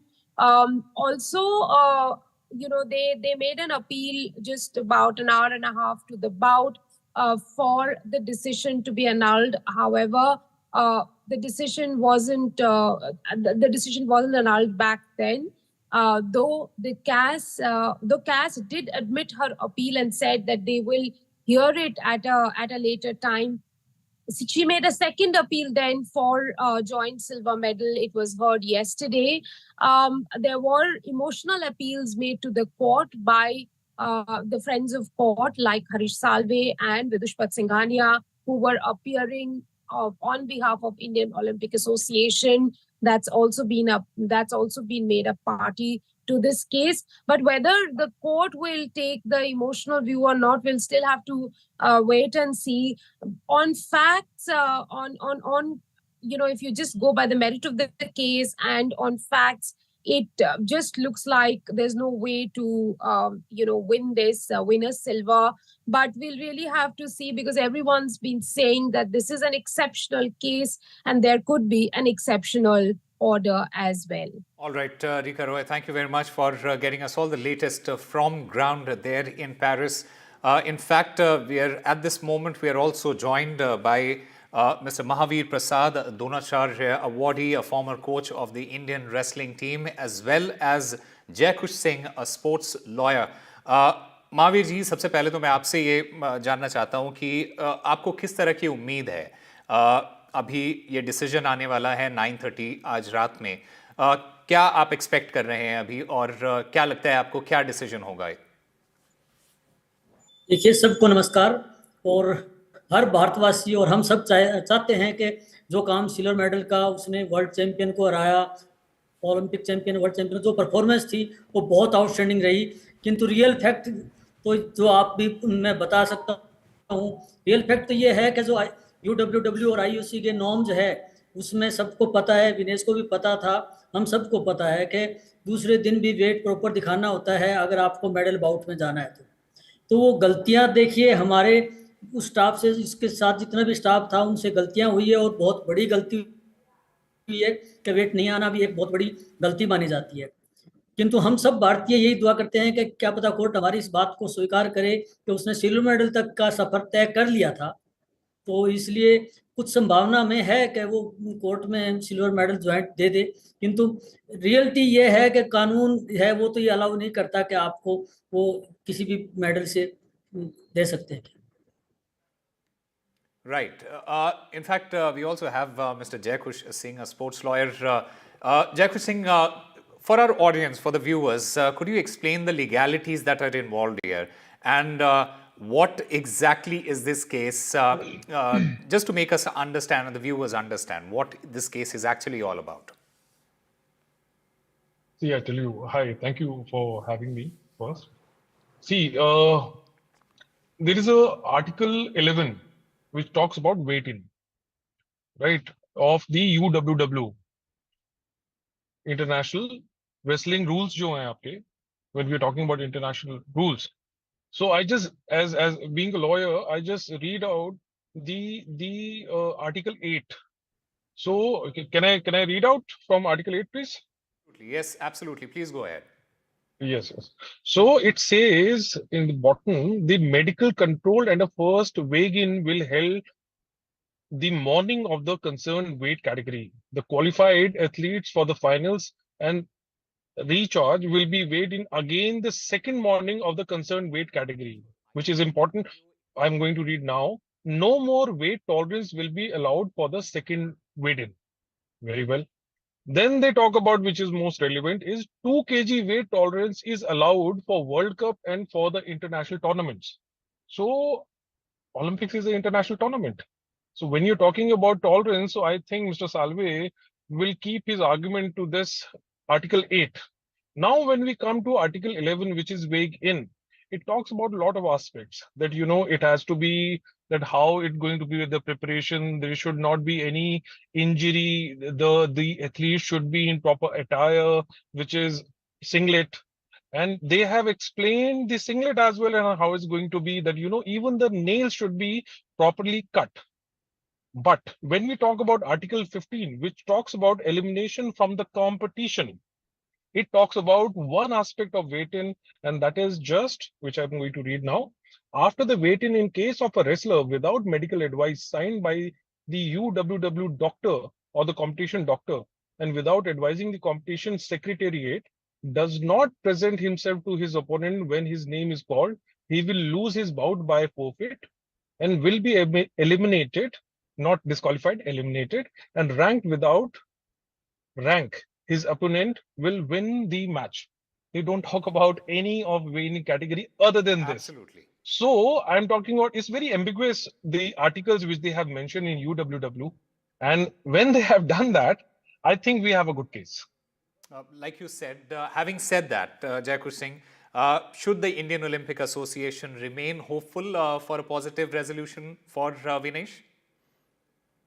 I think once our petition before the arbitrator has been accepted, we should be hopeful, and we think that it's going to be a good outcome for the athletes. See, it's a very important event for anyone, especially for the athlete, and she has declared her his retirement, sorry, after this because of the disappointment. So I think if they could consider that, and when we talk about, I have read the rules, which are Article 8, 15, 11, 56, which talks about the medical aspect of medical service intervention. That also says about it. So I think we are clear, but let's see, I mean, what it holds for all Well, of we us. are absolutely We are hopeful as We are Indians. absolutely hopeful, just like you and the rest of the country there. Mahavir ji, आपसे एक आखिरी सवाल ये है कि अगर ये decision Vinesh के फेवर में आता है, तो क्या विनेश अपना जो उन्होंने रिटायरमेंट कहा है कि वो रिटायर कर रही हैं, क्या वो रिटायरमेंट वापस लेंगी? देखिए, ये तो मैं अभी भी, हम कोचिज हैं और उनके जितने भी शुभ चिंतक हैं, हम सब रिक्वेस्ट करेंगे कि उसका आज भी वर्ल्ड क्लास वो रेसलर है हमारी, तो ऐसी बात नहीं है, आने वाला इंटरनेशनल इवेंट में वो इंडिया का तो 24 क्या 28 के ओलंपिक में भी वो हमारे लिए मेडल जीत सकती है। तो ये तो हम सब बात करेंगे, ऐसी बात नहीं, खिलाड़ी जोश जोश में ये चीज़ें डिक्लेयर कर दी, किंतु 10-20 दिन बाद रेस्ट करने के बाद खिलाड़ी जब दोबारा सोचता है तो इसको जो रिटायरमेंट का जो ऐलान किया है उसको तो हम, क्योंकि 2020-21 ओलंपिक, टोक्यो ओलंपिक के बाद भी ये बहुत ज़्यादा डिप्रेशन में थी, मैं इनके घर जाके मैंने इनको 2 घंटे तक समझाया था और इसे प्रोमिस लिया था कि नहीं 3 साल बचे हैं नेक्स्ट ओलंपिक के लिए और आपको ओलंपिक खेलना है और मेडल जीत, भगवान जरूर मेडल देगा और आप गोल्ड मेडल के साथ वापस लौटोगे। क्यों 2021 टोक्यो ओलंपिक के टाइम ये वर्ल्ड रैंक 1 थी, अब तो वर्ल्ड रैंक 1 नहीं थी, उस टाइम तो और ज़्यादा फिट थी, किंतु उस टाइम भी बहुत अनलकीली इसके साथ ऐसा हुआ कि ये एक कुश्ती इस बेलारूस से हार गई और वो आगे हारने के बाद इसको रिपेचेज का भी ओलंपिक मेडल का मौका नहीं मिला। ऐसे ही रियो ओलंपिक में भी ये बहुत फिट थी और हमें मेडल का पूरा उम्मीद था, ये इंजर्ड हो गई। तो हम उम्मीद करते हैं कि ये आगे भी अपना जारी रखेगी खेलना, किंतु ये बहुत बड़ी, ये गोल्ड मेडल था हमारा, देखिए अब इस देश का अभी तक कोई गोल्ड मेडल नहीं आया और जिस हिसाब से विनेश का परफॉर्मेंस चल रहा था, जिस हिसाब से प्रदर्शन किया था, नेक्स्ट निश्चित तौर पे अमेरिका के पहलवान को हराती है और हमारे श्योर सर्टन गोल्ड था। जो ये छोटी छोटी गलतियों को देखा जाए उस दिन तो ध्यान नहीं रखा गया, इसके कारण हमने गोल्ड मिस किया है, सिल्वर मिस नहीं किया है, हमने गोल्ड मिस किया है। ये देखिए। All right. Well, we are hopeful here, and the entire country is hopeful for a positive resolution to this case. Mahavir Prasad and Jaykush Singh, thank you very much for joining us. Yes, Jaykush, please. One last thing yes, I want to add. Yeah. You know, the whole country and the people are talking about disqualification. So let's not call disqualification. Disqualification pertains to doping, brutality, and other issues. Yeah. It is an elimination. We should change the word for it. As for someone who has put his heart out for the country, I think disqualification is a little harsh. All right. That's a fair point. Thank you very much, gentlemen, for joining us on the show. Will this decision come in favor of Vinesh Phogat?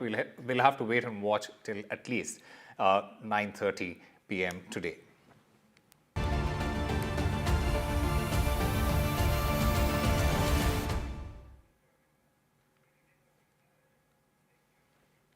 And going back to the big story that we are tracking at this hour, Prime Minister Modi, he is in Wayanad. He is surveying the landslide and the flood-affected areas in Wayanad. He, in fact, also conducted an aerial survey, following which the Prime Minister saw the origin of the landslide.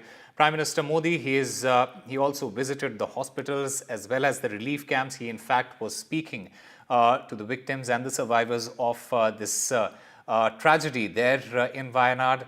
Prime Minister Modi there, in fact, took stock of the situation from the authorities, from people involved in the rescue efforts as well as evacuation of the victims. Remember, a lot of lives had been lost in this really unfortunate tragedy. The Prime Minister Modi there consoling the victims and the family of families who have been affected by this horrific tragedy there. Prime Minister Modi, he in fact also will be visiting the Bailey Bridge that was constructed by the army in record time. Prime Minister Modi is there at the relief camps. He in fact he also undertook an aerial survey in Wayanad before he physically visited the location of the disaster.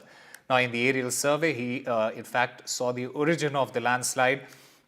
He also observed the worst affected areas of Mundakai as well as Chudamala. And Pratibha joins us to get us more on this. Pratibha, the Prime Minister, he has interacted with the people who have been affected by this landslide at the relief camps as well as hospitals. What more can you tell us at this point? In fact, this is extremely significant, mainly because he would be getting a first-hand report from the victims as well as the survivors themselves in terms of the challenges that they faced, the difficulties that they had to endure, as well as the facilities that were provided. And the fact that PM Modi did also do an aerial survey in terms of finding out the origin of the landslide is also pretty significant, mainly because this comes at a time when there is politics, two kinds of politics playing out, one between the Congress and the BJP, the other between the state as well as the center.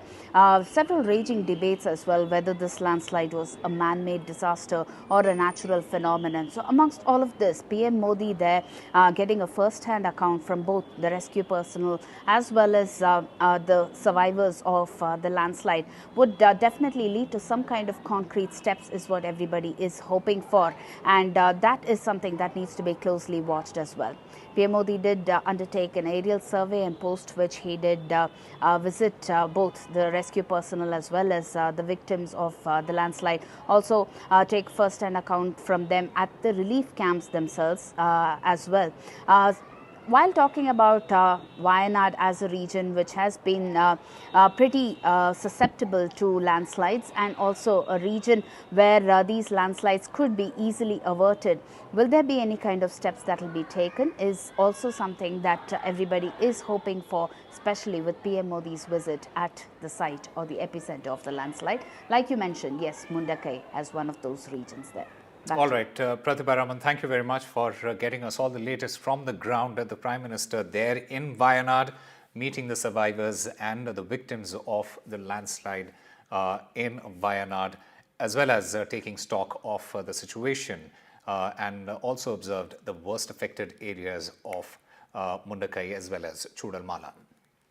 Time now for a very short break. More news and updates on the other side.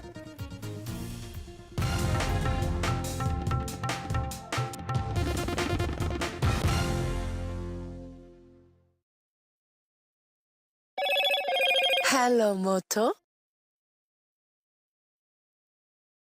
Motorola Razr 50 Ultra comes with Google Gemini.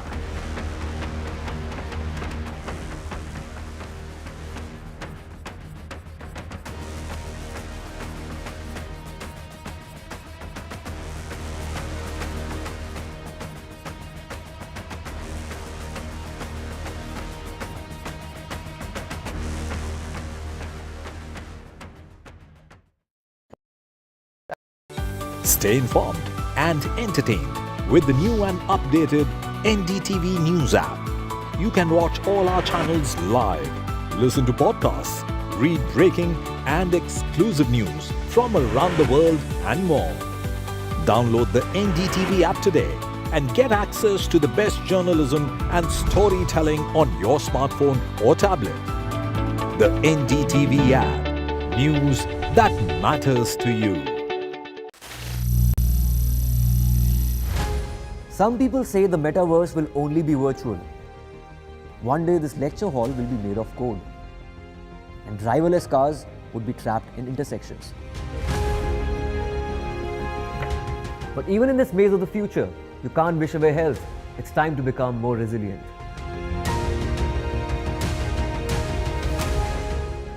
"10 years of Banega Swasth India, we have grown and achieved so many milestones.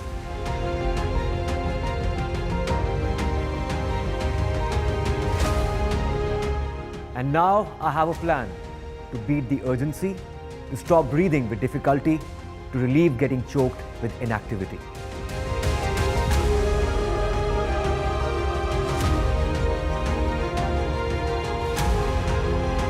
Energize our government, our environment, our society, and ourselves.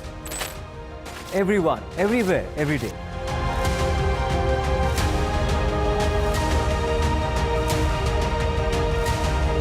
Banega Swasth India. One world hygiene.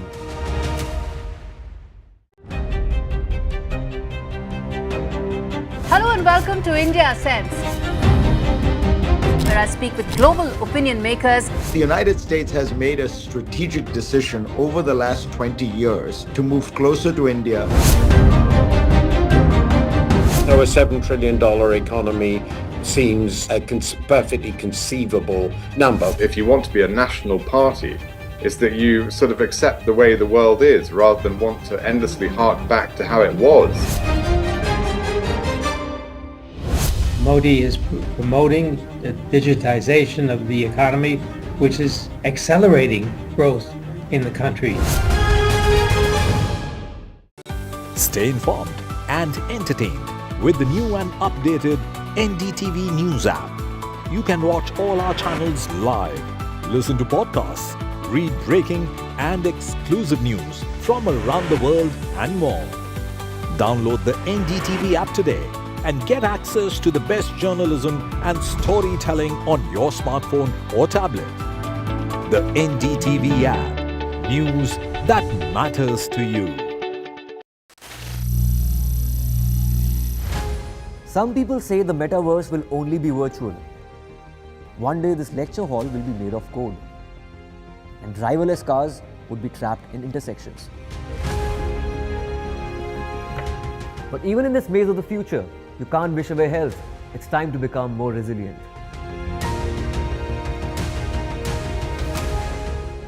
10 years of Banega Swasth India, we have grown and achieved so many milestones.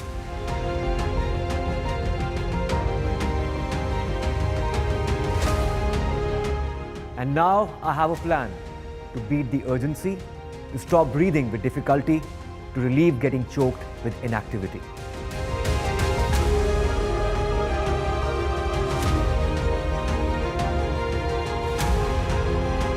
Energize our government, our environment, our society, and ourselves.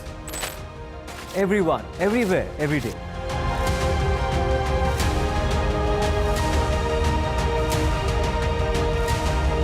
Banega Swasth India. One world hygiene.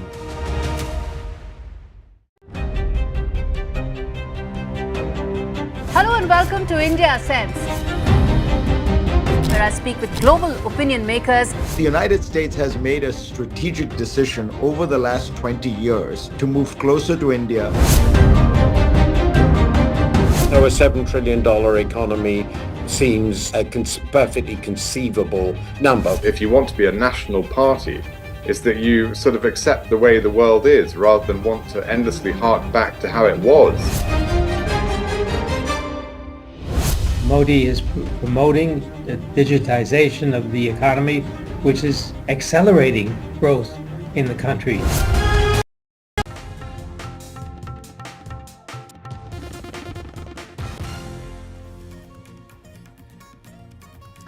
Welcome back.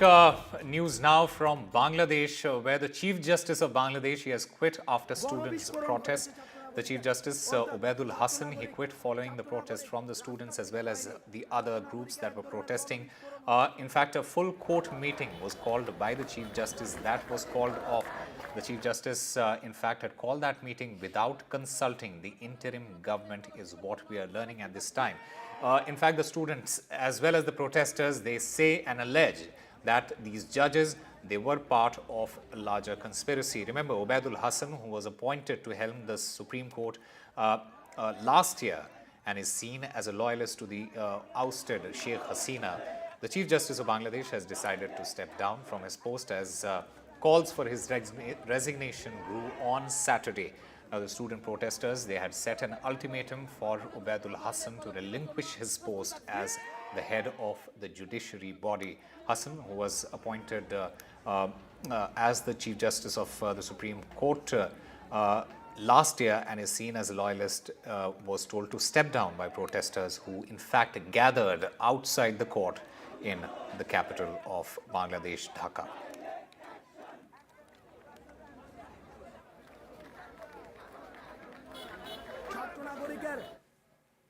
Protesters led by student groups outside the High Court building in Dhaka. Now, the High Court building houses both the High Court and the Supreme Court of Bangladesh. And the person who has resigned at this stage is the Chief Justice of Bangladesh, who has quit.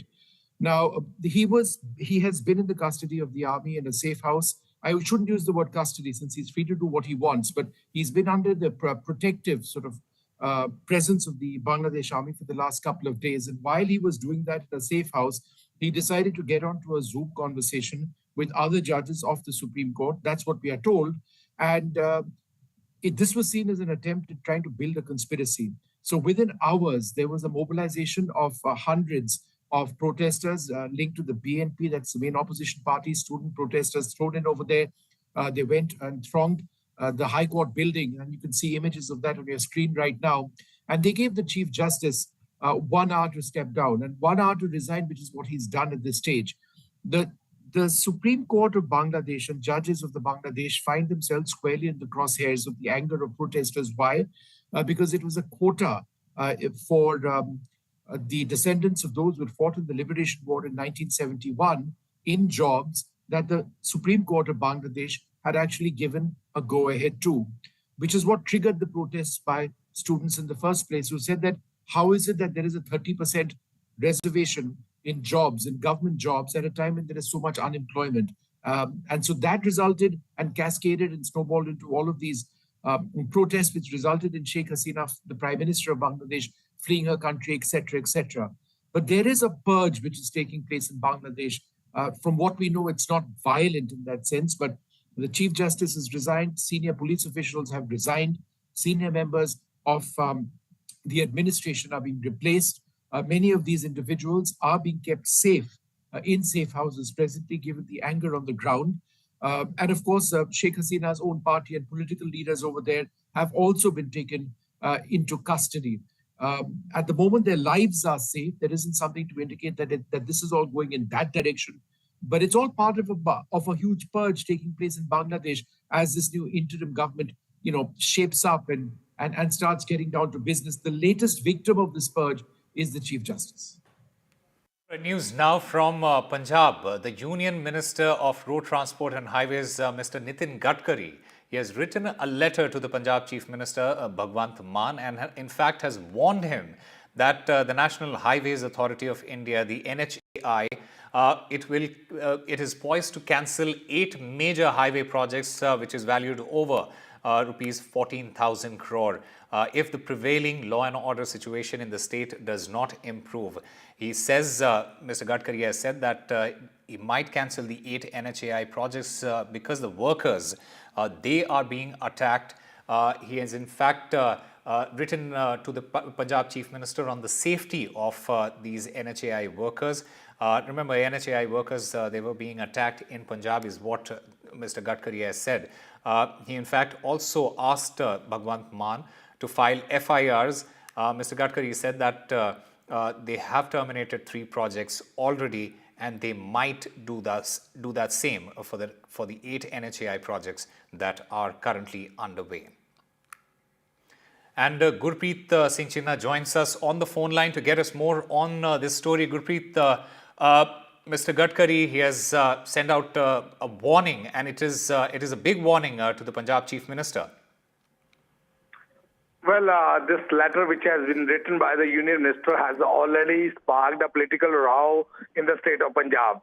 We have seen not only the Union Minister, he has put a question over this law and order situation on the ground. We have seen even the opposition parties within Punjab, they are putting a question mark. They are saying huge projects which has been set up by Union Minister here and NHAI, they are conducting these operations at the various pockets and various districts of Punjab.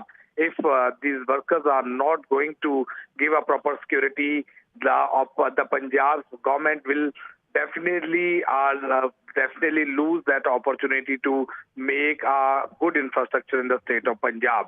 So now let's see how the Chief Minister of Punjab, Bhagwant Singh Mann, is going to take a call on this letter which has been issued. As we have seen, Union Minister has also requested to lodge an FIR to investigate why these workers of NHAI are not able to feel safe in the state of Punjab. So let's see how the state government is going to react. As of now, this letter written by Union Minister has already sparked a political row in the state of Punjab, and opposition leaders are also putting a question mark over law and order situation on the ground. Back to studio. All right, Gurpreet Singh Chinna, thank you very much for getting us all the latest there from that story. Time now for a very short break. More news and updates on the other side.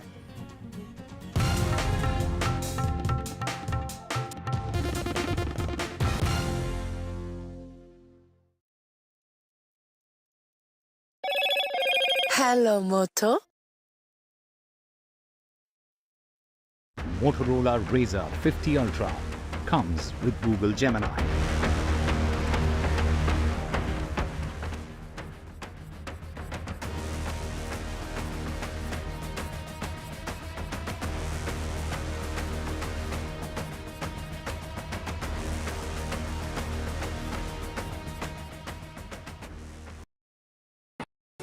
Stay informed and entertained with the new and updated NDTV News app.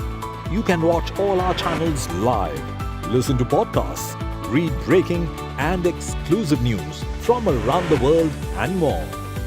Download the NDTV app today and get access to the best journalism and storytelling on your smartphone or tablet. The NDTV app. News that matters to you. Some people say the metaverse will only be virtual. One day this lecture hall will be made of code, and driverless cars would be trapped in intersections. But even in this maze of the future, you can't wish away health. It's time to become more resilient.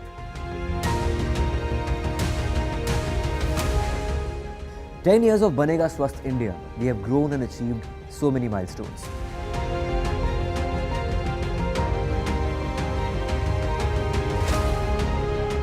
And now I have a plan to beat the urgency, to stop breathing with difficulty, to relieve getting choked with inactivity.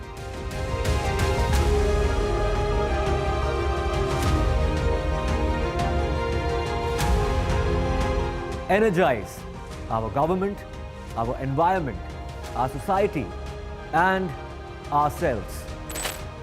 Everyone, everywhere, every day.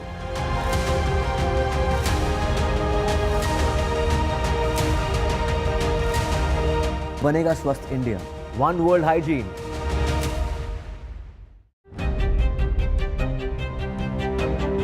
Hello and welcome to India Sense, where I speak with global opinion makers. The United States has made a strategic decision over the last 20 years to move closer to India. Now, a $7 trillion economy seems a perfectly conceivable number. If you want to be a national party, it's that you sort of accept the way the world is rather than want to endlessly hark back to how it was. Modi is promoting the digitization of the economy, which is accelerating growth in the country. Stay informed and entertained with the new and updated NDTV News app. You can watch all our channels live, listen to podcasts, read breaking and exclusive news from around the world and more. Download the NDTV app today and get access to the best journalism and storytelling on your smartphone or tablet. The NDTV app. News that matters to you. Some people say the metaverse will only be virtual. One day this lecture hall will be made of code, and driverless cars would be trapped in intersections. But even in this maze of the future, you can't wish away health. It's time to become more resilient.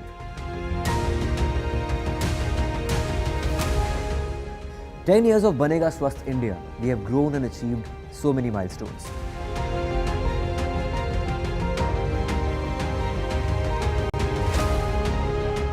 And now I have a plan to beat the urgency, to stop breathing with difficulty, to relieve getting choked with inactivity.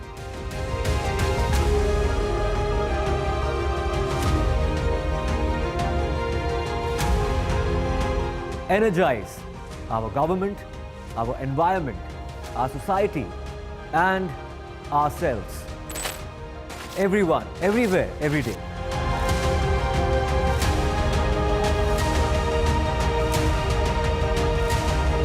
Banega Swasth India. One world hygiene.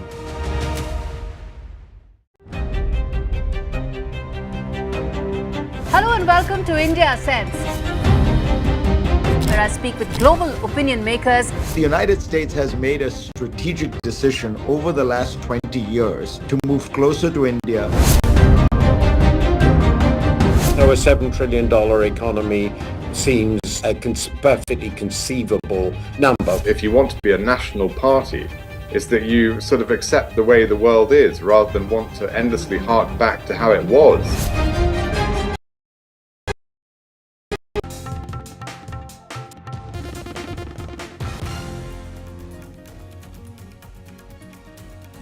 Welcome back. A few members of the Indian men's hockey team, they returned after their big win in Paris. The players, they were received at the airport, a grand welcome was given to these players. The Indian men's hockey team, remember, defeated Spain 2-1 to clinch the bronze medal at the Paris Olympics on Thursday. The remaining team, however, is expected to return after the closing ceremony. In fact, in the meanwhile, my colleague Tanushka, she spoke to one of the players, Lalit Kumar Upadhyay. Let's listen in to that conversation. We're here currently with the men in blue who have won the bronze for the country in hockey. Thank you so much हमें join करने के लिए. आप हमें ये बताएं कि ये journey, सफ़र आपके लिए, आप शुरू से हमें बताएं कि कैसा रहा. मैम जर्नी तो पहली बात थोड़ी देर में बता नहीं पाऊँगा, बट जब भी कंट्री के लिए कुछ भी करने का मौका मिलता है अनफॉर्गेटेबल होता है, कभी भूल नहीं सकते इसको, हमेशा याद रहता है. और सबसे बड़ी बात प्राउड की होती है कि एटलीस्ट कंट्री के लिए हम लोग कुछ कंट्रीब्यूट करने का हमें ये सौभाग्य प्राप्त हुआ है. और सबसे बड़ी बात ये कि सारे देशवासियों को धन्यवाद बोलना चाहेंगे क्योंकि हॉकी को लोगों ने दिल से सपोर्ट किया है. और हम लोग तो जब भी देखते थे, लोग सुनते रहते थे हम लोगों की, इतने लोग देखे हैं, इतने लोग आज देख रहे हैं, इतने लोग आपको सपोर्ट कर रहे हैं, तो इसके लिए सबको तहे दिल से शुक्रिया है. और बैक टू बैक मेडल लाना ओलंपिक्स में एक बड़ी बात होती है, तो मैं सबको धन्यवाद करूँगा. ये जो ब्रॉन्ज है अब आपके गले में, it's shining in your neck. Match के दौरान ऐसा कौन सा टाइम था या ऐसा कौन सा पॉइंट था जब आपको लगा कि दिस इज़ वेरी इंटेंस? अब हमेशा लगता है क्वार्टर फाइनल ही था, क्योंकि नॉकआउट मैच स्टार्ट होते हैं वहाँ से ग्रेट ब्रिटेन के साथ था और हम 1 प्लेयर से लूज़ भी कर रहे थे. तो सबका ये था, पूरी टीम का कमिटमेंट था, कोचिंग स्टाफ का तो सब कुछ था कि नहीं, हम लोग को हार के नहीं जाना है, यहाँ से हमें जीतना ही जीतना है, हमें एक हिस्ट्री क्रिएट करनी है. तो एक टीम का कैरेक्टर था, सभी स्टेप अप किए, सभी एज ए टीम खेलें और बेस्ट टीम वर्क जो होता है वहाँ पे हमने शो किया, क्योंकि जब कंट्री की बात आती है तो सब कुछ अपना देना होता है. तो बस वही हमने किया और अच्छा भी है कि हम लोगों ने एटलीस्ट खाली हाथ नहीं आए हैं, मेडल के साथ आए हैं. Well, Indian craft chocolate has arrived on the world stage less than a year after it opened on Independence Day last year. The Experiential Center, that is a retail store and chocolate factory in Hyderabad, has been listed one of the top 100 amazing places to visit by Time magazine. Now, NDTV Zuma Sudhir takes you on a tour of that chocolate factory and a chat with India's own Willy Wonka.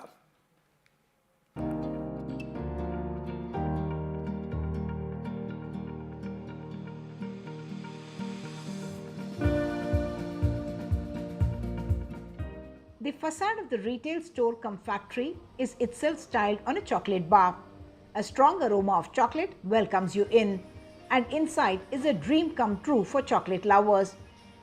You are spoiled for choice. Chocolate as bars, tablet, bonbon, palette, truffle, gelato, a world of endless confection.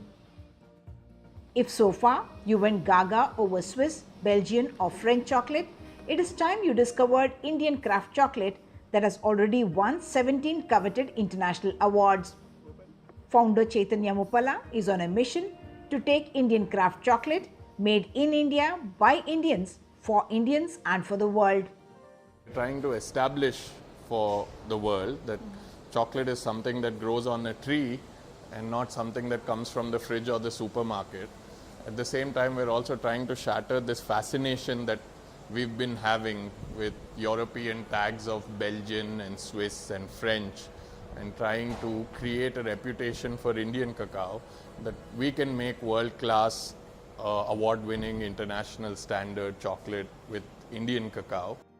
What makes Manam chocolate unique is that it is not just a bean to bar story.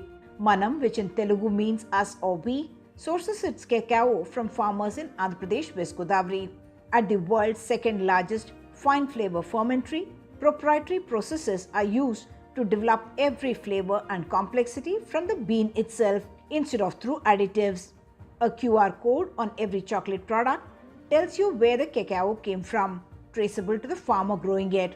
Contrast that with European chocolate that gets its cacao from Ivory Coast in Ghana, an inequitable history of colonizer and colony there.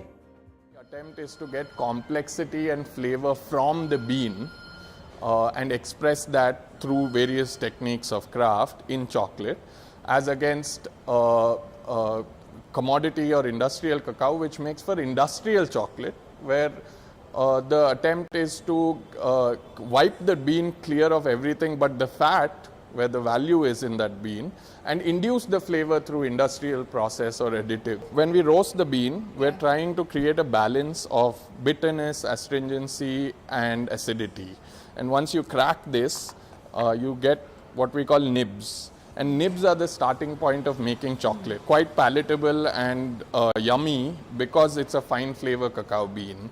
The same nib that would have made your favorite Belgian chocolate, you wouldn't have been able to eat because that would be acrid and bitter and it's commodity cacao.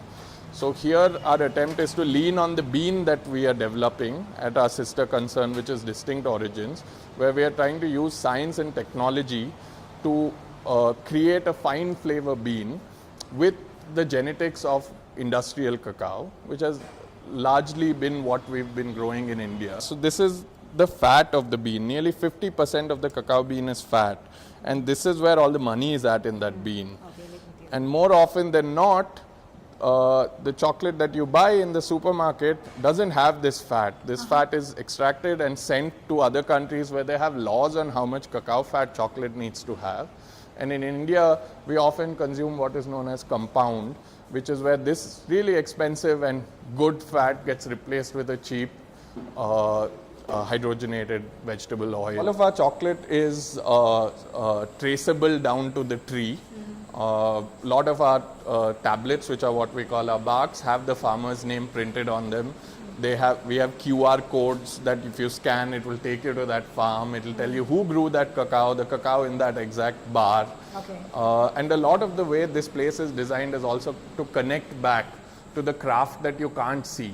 So there are three things that you can see here. One is, of course, that this cacao is something that we know from before it was a flower.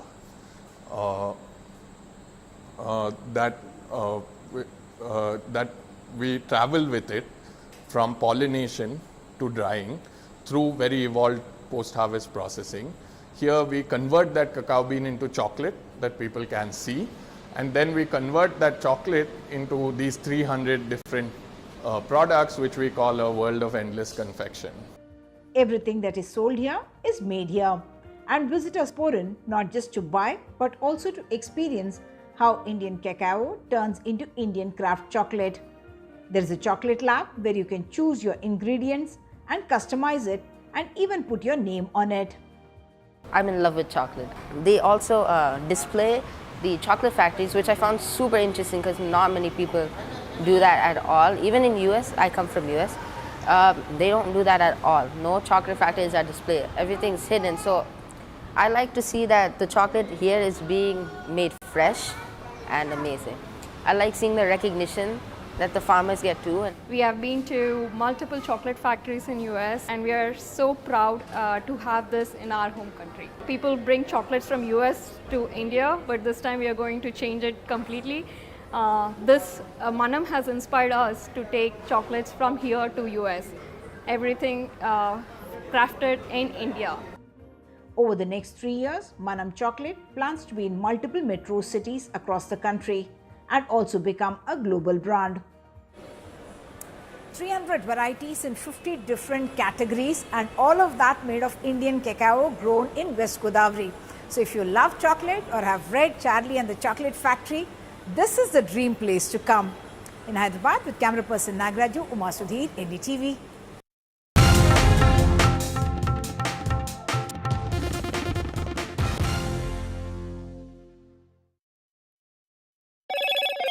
Hello, Moto. Motorola Razr 50 Ultra comes with Google Gemini.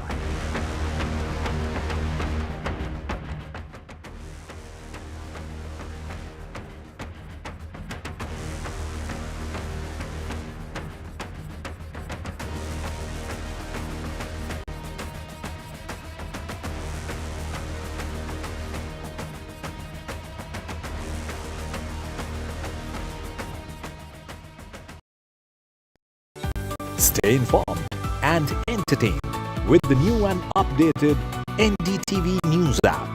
You can watch all our channels live, listen to podcasts, read breaking and exclusive news from around the world and more. Download the NDTV app today and get access to the best journalism and storytelling on your smartphone or tablet. The NDTV app. News that matters to you. Some people say the metaverse will only be virtual.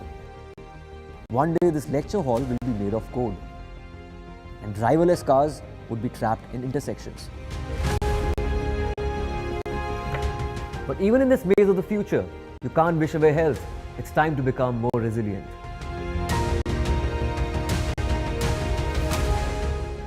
"10 years of Banega Swasth India, we have grown and achieved so many milestones.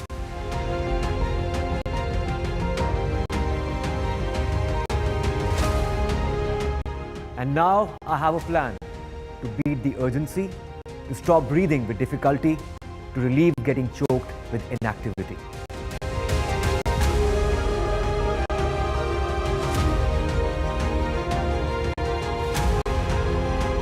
Energize our government, our environment, our society, and ourselves.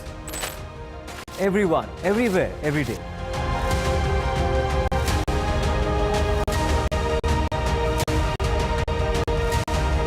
Banega Swasth India. One world hygiene.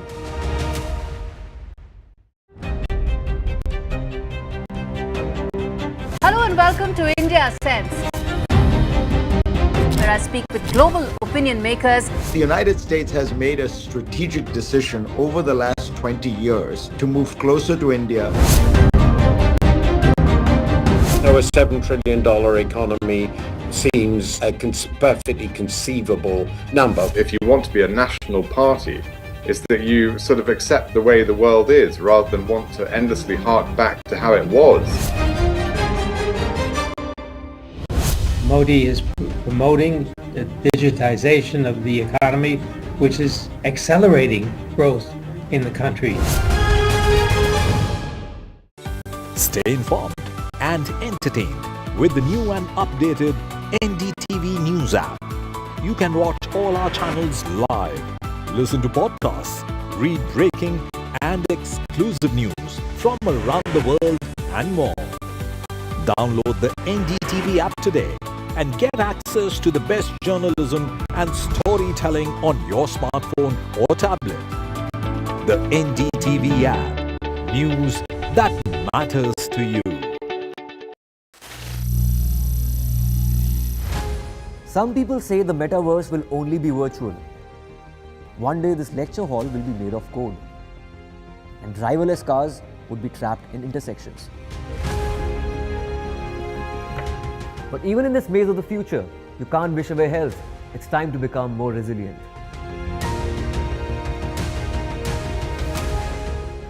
"10 years of Banega Swasth India, we have grown and achieved so many milestones.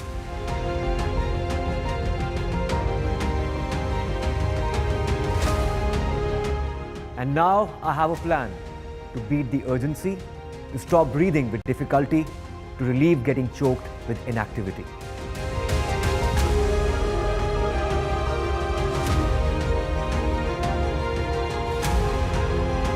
Energize our government, our environment, our society, and ourselves. Everyone, everywhere, every day.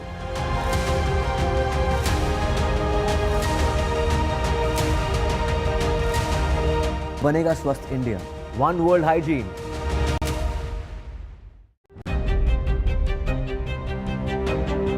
Hello and welcome to India Sense, where I speak with global opinion makers. The United States has made a strategic decision over the last 20 years to move closer to India. So a $7 trillion economy seems a perfectly conceivable number. If you want to be a national party, it's that you sort of accept the way the world is rather than want to endlessly hark back to how it was. Modi is promoting the digitization of the economy, which is accelerating growth in the country. Stay informed and entertained with the new and updated NDTV News app.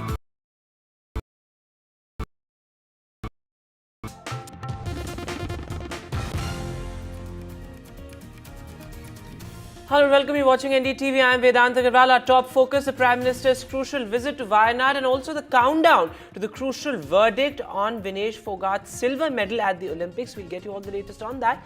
First up, the headlines. The Prime Minister visits landslide-hit Wayanad. He surveys landslide-affected areas in the state. The Prime Minister also visits relief camps and hospitals. A key decision on Vinesh Phogat's silver medal tonight. The Indian Olympic Council and Vinesh Phogat versus the World Wrestling Federation. The verdict will be out at 9:30 p.m. IST. Remember, Phogat and the IOC have asked to be given the silver medal in the Olympics. The government says there is no concept of a creamy layer in the SC/ST reservation. This is the government disagrees with the Supreme Court's assertion after a crucial cabinet meeting yesterday. No end to the unrest in Bangladesh. The Chief Justice of Bangladesh quits after protests after a group of students and agitators gheraw the Supreme Court in Bangladesh. Students surrounded the Bangladesh Supreme Court asking the Chief Justice to step down immediately. Union Roadways Minister Nitin Gadkari writes to Punjab Chief Minister Bhagwant Mann on highways. He warns Punjab, says, we might cancel 8 national highway projects. This, as Gadkari says, the NHAI workers are being attacked in the state. And well, some members of the Indian hockey team have returned to India. They received a rousing welcome at the Delhi airport after their stunning bronze victory at the Olympics.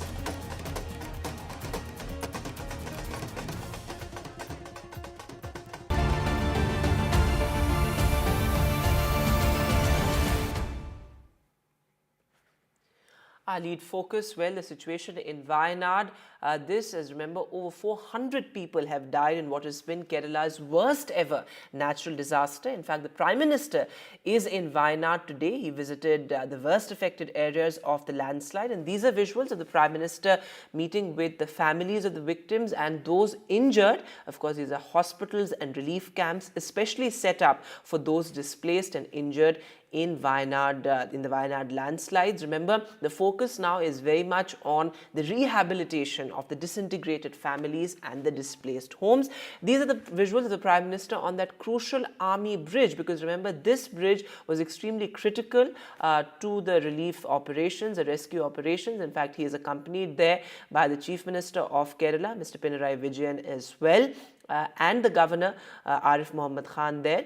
These are crucial images given the fact that there has been a demand by the opposition, by the Congress, to term the Wayanad landslides as a natural disaster. Now, NDTV is doing our bit with our Care for Kerala campaign. If you wish to contribute, if you wish to donate, you can use the details and credentials flashing on your screen.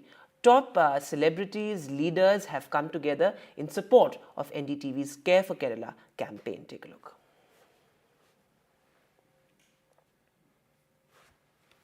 Hi, I'm Shreya Saran. Kerala's Wayanad area is hit by devastating landslides, resulting in loss of lives and livelihood. Kerala needs your help right now. Let's join NDTV initiative. Come, donate. Let's rebuild Wayanad.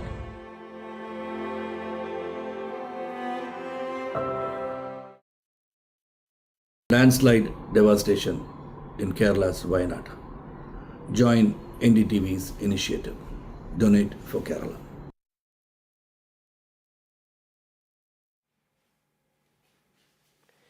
And my colleague Pratibha Raman is now joining us live. Pratibha has been tracking the situation in Wayanad. She was reporting from the ground. She reported from Wayanad for almost a week. So Pratibha, these images are crucial. The Prime Minister taking stock of the situation. This amid the larger debate around it as well, with the opposition, the Congress, saying that this should be termed a natural disaster. You know, given the fact that more than 400 people have died, families have been disintegrated, entire villages have been swept away.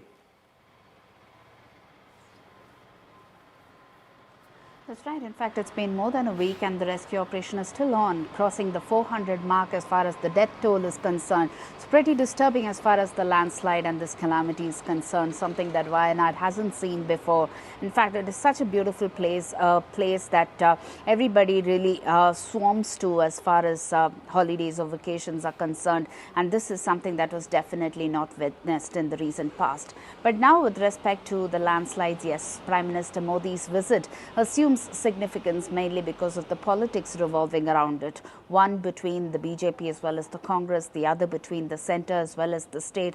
How can we really revert or avert these kind of landslides in the region?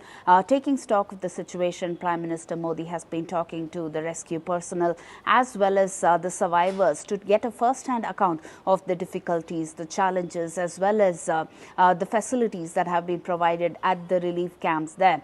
Will there be any kind of concrete solution? Because we are talking of raging debates in that region in terms of whether this was a man-made disaster or whether it was a natural phenomenon. Also comes at a time when the opposition leaders have been claiming that this definitely needs to be declared a national disaster of sorts, because we are talking of several horror stories, several people still hoping that there would be stranded survivors. There would be some of their family members who are missing, who would still be stranded somewhere in the forest. Also at a time when several of them have definitely spoken about how this region lies in the Western Ghat and it is definitely ecologically a sensitive zone. Several of these questions that still remain on paper, but will there be any kind of solution? That is what people are hoping for, and that is something that needs to be definitely closely watched as far as Prime Minister Modi's visit in that region is concerned. Right, Pratibha, thanks very much for joining us with the latest there. As Pratibha is reporting, the challenging topography and the fact that Wayanad anyway is so vulnerable to landslides makes it a matter of concern, and the Prime Minister there meeting with families and those injured. And of course, there you can see those moving visuals as well. Absolutely unimaginable, the extent of the tragedy in this state. Moving now to the other big headline, well, the Court of Arbitration for Sports will announce the final decision on wrestler Vinesh Phogat's plea challenging her Olympics disqualification at 9:30 p.m. tonight. And now the court will decide on her request to award a joint silver medal. Now in her appeal, Phogat also requested a joint silver as she was found overweight, remember. She was overweight by merely 100 grams. Now remember, the final verdict will be out tonight. It has been a long battle in a sense for Vinesh Phogat. Of course, that long night of torture and then the disqualification. And finally, Vinesh Phogat also announcing a retirement, but she's appealed for a joint silver. It's one of India's top lawyers, Harish Salve, who's representing the IOA and also Vinesh Phogat. Then my colleague Rika Roy is now joining us live on the phone line. So Rika, very clear outcomes. It's either going to be a yes to the joint silver or a no. But nevertheless, this has been a long battle for Vinesh Phogat to reach here. Well, you see, Vinesh Phogat, despite what has happened, emerges as one of the biggest heroes from this edition of the Olympic Games, having won the bouts that she has won, particularly the last three bouts that she won, and getting the better of the Japanese. That's what Sasaki. That's what everyone has been talking about. And remember, Vinesh had dropped her weight category from 53 to 50, getting comfortable in that class, winning a quota in that class, coming to the Olympic Games at the back of all the trials and tribulations that she faced off the mat, and then getting into the gold medal match. It wasn't easy, and thereby I will say, whatever happens tonight, whether she wins, whether she doesn't win, she will still go back as a hero. Absolutely, Rika. I think that's very well put there. She will come back as a hero. Thanks very much for joining us with the latest there. But all eyes on that crucial verdict tonight. Moving now to the other big headline and the standoff on reservations. Now remember, the cabinet yesterday made it clear that there is no concept of a creamy layer when it comes to the SCs and the STs. This after a Supreme Court verdict as well. In fact, the Supreme Court passed a crucial order saying that the SCs and the STs are not a homogeneous lot, and one must figure out the sort of discrimination within the community as well. While some communities have been subjected to greater discrimination, some are at an advantage as well. In fact, in that crucial order, the top court had also said that the states must identify creamy layer within the SC/ST quota as well, with the cabinet clearly disagreeing here with the Supreme Court's assertion, and this after yesterday's crucial cabinet briefing. Take a look. माननीय supreme court ने आरक्षण के विषय पर एक judgement दिया है। इस जजमेंट ने सुप्रीम कोर्ट ने एससी और एसटी के रिजर्वेशन के विषय में कुछ सुझाव दिए। आज माननीय प्रधानमंत्री जी की अध्यक्षता में कैबिनेट में इस विषय पर विस्तृत चर्चा हुई है। एनडीए सरकार बाबा साहेब अंबेडकर जी के बनाए संविधान के प्रावधानों के प्रति प्रतिबद्ध है, संकल्पबद्ध है। बाबा साहेब अंबेडकर जी के संविधान के अनुसार एससी और एसटी के रिजर्वेशन में क्रीमी लेयर का कोई प्रावधान नहीं है। प्रधानमंत्री जी ने उन्हें ये आश्वासन दिया कि एससी व एसटी वर्गों के आरक्षण में क्रीमी लेयर तथा उनका उप वर्गीकरण नहीं होने दिया जाएगा। इस पर गौर किया जाएगा कि जो ये आश्वासन दिया गया है, अगर वो पूरा किया जाता है तो इसका हमारी पार्टी स्वागत करेगी।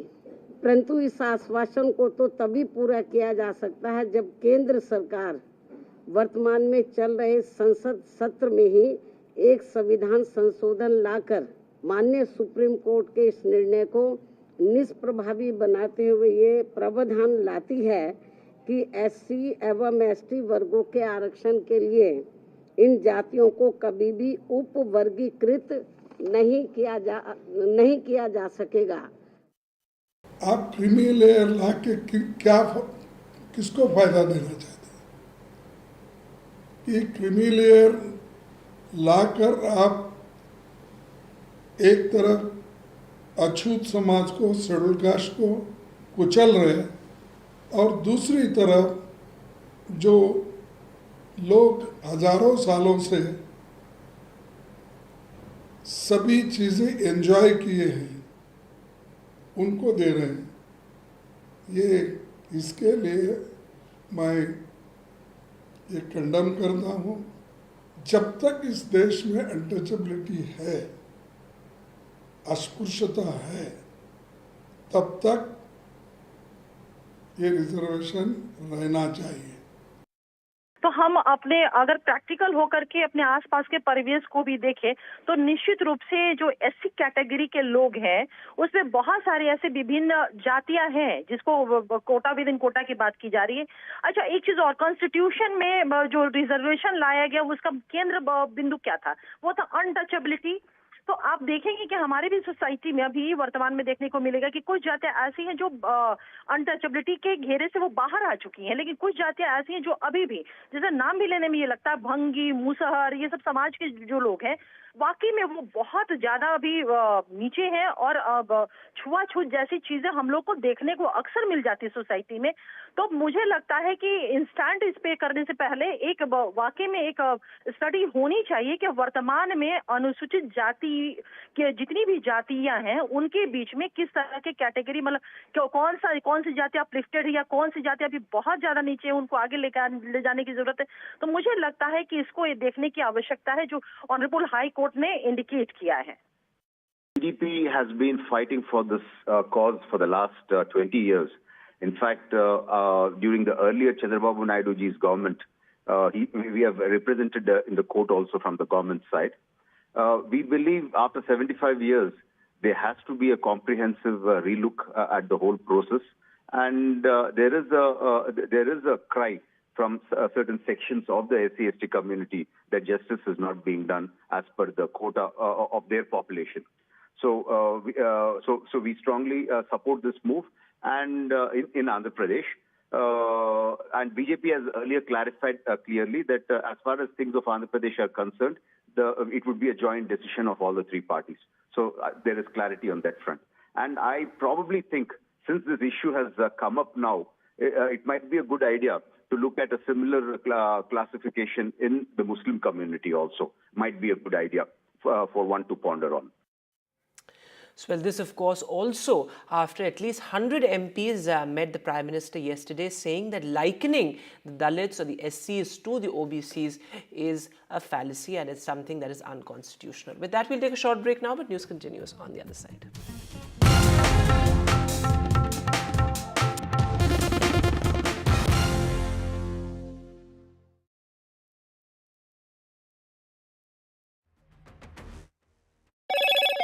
Hello, Moto. Motorola Razr 50 Ultra comes with Google Gemini.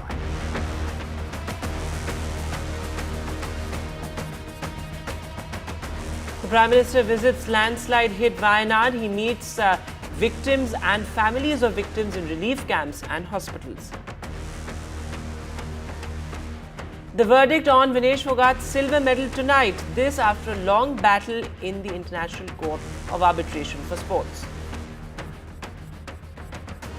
The cabinet rejects creamy layer in SC. This after at least 100 MPs met the Prime Minister in Parliament yesterday. The Chief Justice of Bangladesh quits after protests in the country. There's no end to the unrest in India's neighbouring country.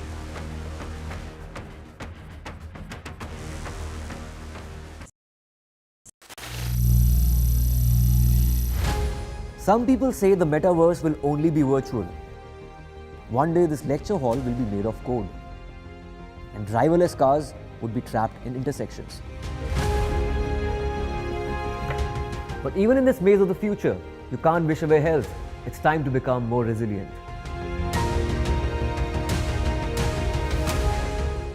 "10 years of Banega Swasth India, we have grown and achieved so many milestones.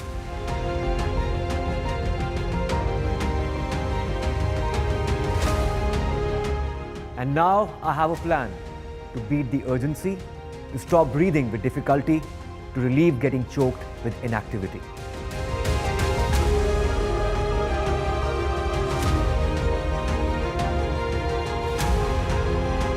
Energize our government, our environment, our society, and ourselves. Everyone, everywhere, every day.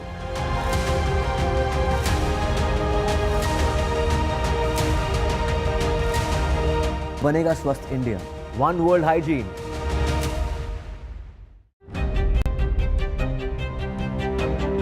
Hello and welcome to India Sense, where I speak with global opinion makers. The United States has made a strategic decision over the last 20 years to move closer to India. Now, a $7 trillion economy seems a perfectly conceivable number. If you want to be a national party, it's that you sort of accept the way the world is rather than want to endlessly hark back to how it was. Modi is promoting the digitization of the economy, which is accelerating growth in the country. Stay informed and entertained with the new and updated NDTV News app. You can watch all our channels live, listen to podcasts, read breaking and exclusive news from around the world and more. Download the NDTV app today and get access to the best journalism and storytelling on your smartphone or tablet. The NDTV app. News that matters to you. Some people say the metaverse will only be virtual. One day this lecture hall will be made of code, and driverless cars would be trapped in intersections. But even in this maze of the future, you can't wish away health. It's time to become more resilient.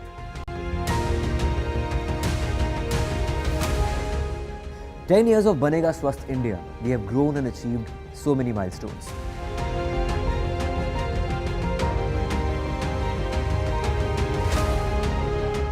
And now I have a plan to beat the urgency, to stop breathing with difficulty, to relieve getting choked with inactivity.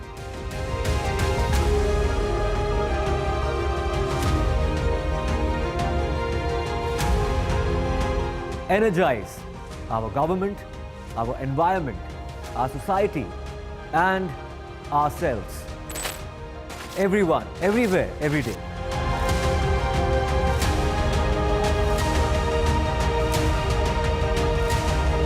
Banega Swasth India. One world hygiene.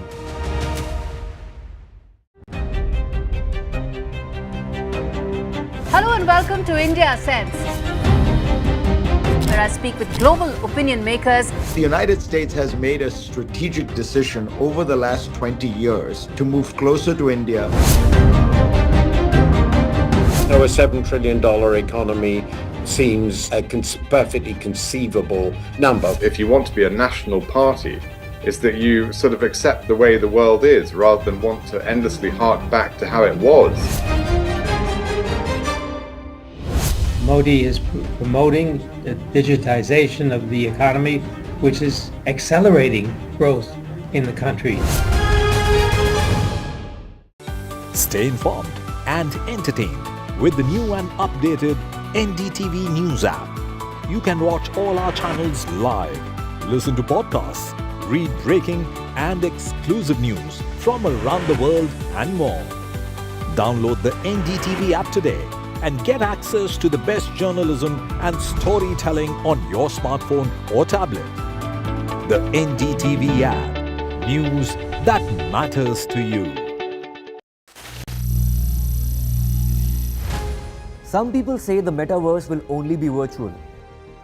One day this lecture hall will be made of code, and driverless cars would be trapped in intersections. But even in this maze of the future, you can't wish away health. It's time to become more resilient.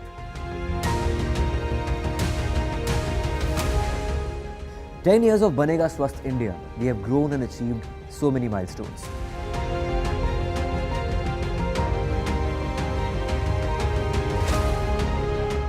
And now I have a plan to beat the urgency, to stop breathing with difficulty, to relieve getting choked with inactivity.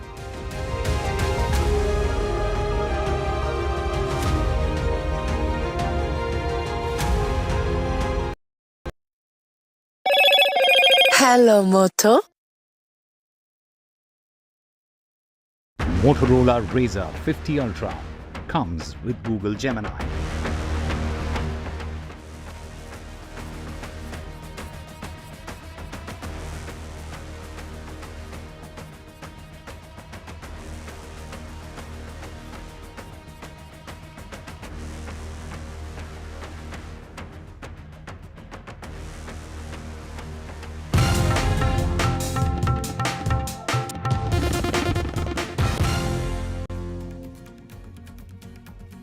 Welcome back. The latest flashpoint between the centre and the Punjab government. Well, Nitin Gadkari, the Union Minister for Roadways and Highways, has warned Punjab that 8 key national highway projects will be cancelled given the fact that the law and order situation in the state is deteriorating. Also saying that various construction workers and NHAI workers are being attacked in Punjab as well. Remember, these projects value over 15,000 crore rupees. So, of course, that will be a crucial blow to the state as well. My colleague Gurpreet is now joining us live on the phone line. So, Gurpreet, has there been any reaction from the Punjab government yet? The Punjab police, of course, has said that the law and order situation is improving in the state, but these are, very important concerns that the centre has raised about the situation of the NHAI workers there. Well, yes, of course. We have seen Union Minister has written a letter to the Punjab Chief Minister indicating that law and order is not intact. We have seen after this letter, this has already sparked a political row in the state of Punjab.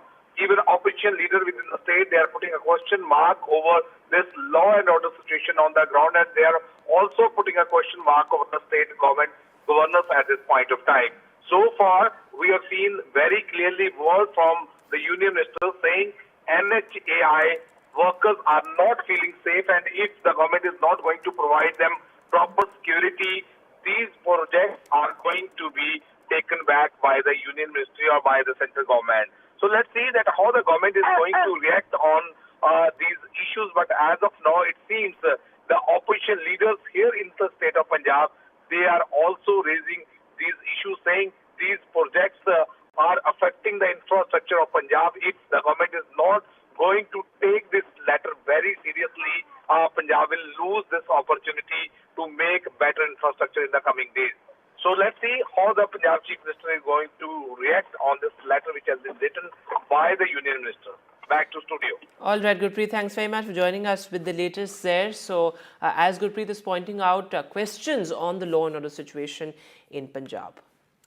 But moving now to the big international headline, well, there's no end to the unrest in Bangladesh. India is watching these developments closely as there was a fresh bout of protests where there you can see those agitating students and other protesters ghirawing the Supreme Court of Bangladesh, asking the Chief Justice to step down. Well, it was just minutes or perhaps an hour after these protests that the Chief Justice actually stepped down. In fact, the students and the protesters there say that the judges in the judiciary is part of the larger conspiracy in the country. My colleague Vishnu Shom has more details. Protesters led by student groups outside the High Court building in Dhaka. Now, the High Court building houses both the High Court and the Supreme Court of Bangladesh. And the person who has resigned at this stage is the Chief Justice of Bangladesh, who has quit. Now, he has been in the custody of the army in a safe house. I shouldn't use the word custody since he's free to do what he wants, but he's been under the protective sort of presence of the Bangladesh army for the last couple of days. And while he was doing that in a safe house, he decided to get onto a Zoom conversation with other judges of the Supreme Court. That's what we are told. And this was seen as an attempt at trying to build a conspiracy. So within hours, there was a mobilization of hundreds of protesters linked to the BNP, that's the main opposition party, student protesters thrown in over there. They went and thronged the High Court building, and you can see images of that on your screen right now. And they gave the Chief Justice 1 hour to step down and 1 hour to resign, which is what he's done at this stage. The Supreme Court of Bangladesh and judges of the Bangladesh find themselves squarely in the crosshairs of the anger of protesters. Why? Because it was a quota for the descendants of those who had fought in the Liberation War in 1971 in jobs that the Supreme Court of Bangladesh had actually given a go-ahead to, which is what triggered the protests by students in the first place, who said that how is it that there is a 30% reservation in jobs, in government jobs, at a time when there is so much unemployment. And so that resulted and cascaded and snowballed into all of these protests, which resulted in Sheikh Hasina, the Prime Minister of Bangladesh, fleeing her country, etc., etc. But there is a purge which is taking place in Bangladesh. From what we know, it's not violent in that sense, but the Chief Justice has resigned, senior police officials have resigned, senior members of the administration are being replaced. Many of these individuals are being kept safe in safe houses presently, given the anger on the ground. And of course, Sheikh Hasina's own party and political leaders over there have also been taken into custody. At the moment, their lives are safe. There isn't something to indicate that this is all going in that direction. But it's all part of a huge purge taking place in Bangladesh as this new interim government, shapes up and starts getting down to business. The latest victim of this purge is the Chief Justice. All right, so India monitoring those developments closely as well, particularly the reports of the attack on minorities. With that, we'll take a short break now, but news continues on the other side.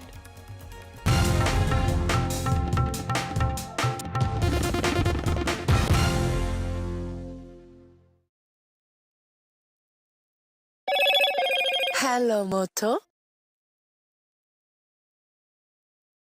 Motorola Razr 50 Ultra comes with Google Gemini.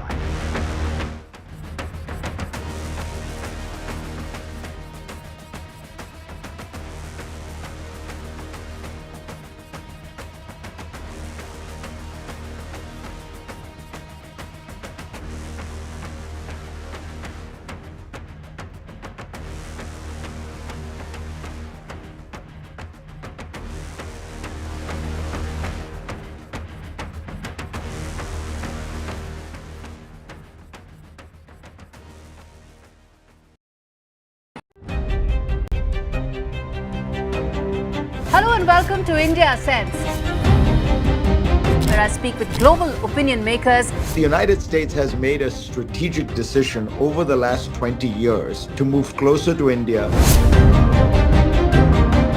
So a $7 trillion economy seems a perfectly conceivable number. If you want to be a national party, it's that you sort of accept the way the world is rather than want to endlessly hark back to how it was. Modi is promoting the digitization of the economy, which is accelerating growth in the country.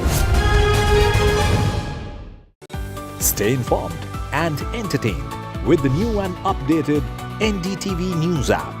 You can watch all our channels live, listen to podcasts, read breaking and exclusive news from around the world and more. Download the NDTV app today and get access to the best journalism and storytelling on your smartphone or tablet. The NDTV app. News that matters to you. Some people say the metaverse will only be virtual. One day this lecture hall will be made of code, and driverless cars would be trapped in intersections. But even in this maze of the future, you can't wish away health. It's time to become more resilient.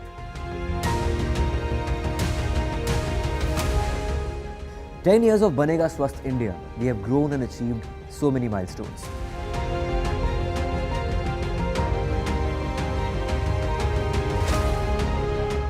And now I have a plan to beat the urgency, to stop breathing with difficulty, to relieve getting choked with inactivity.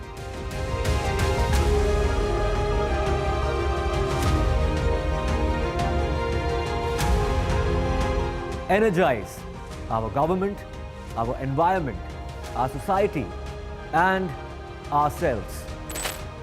Everyone, everywhere, every day.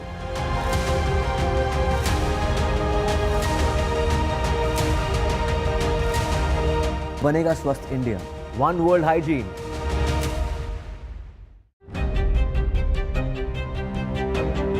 Hello and welcome to India Sense, where I speak with global opinion makers. The United States has made a strategic decision over the last 20 years to move closer to India.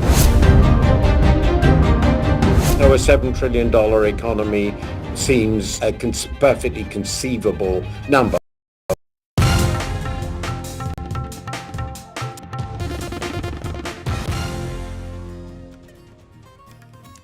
Welcome back. The latest from Jammu and Kashmir, where an encounter has broken out in the Kokernag area of the Anantnag district. In fact, reports of 2 soldiers also being injured in this encounter. This is, of course, a developing story. What you see on your screen as deferred visuals from the Kokernag area of the Anantnag district. My colleague Nazir Masoodi is now live with us. So, Nazir, reports of 2 soldiers being injured. This, of course, is an area that has been vulnerable to militancy, particularly in the past 1 year.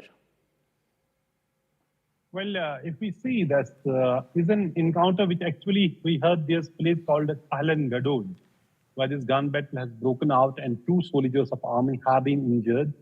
Injured have been evacuated and being shifted to hospital. Not much details are actually available about what has happened or if there are more casualties. But a large reinforcement has been rushed to the area to flush out militants. This is an area, forest area, and in last September last year, there was a major encounter in this same area in which army and police suffered heavy casualties.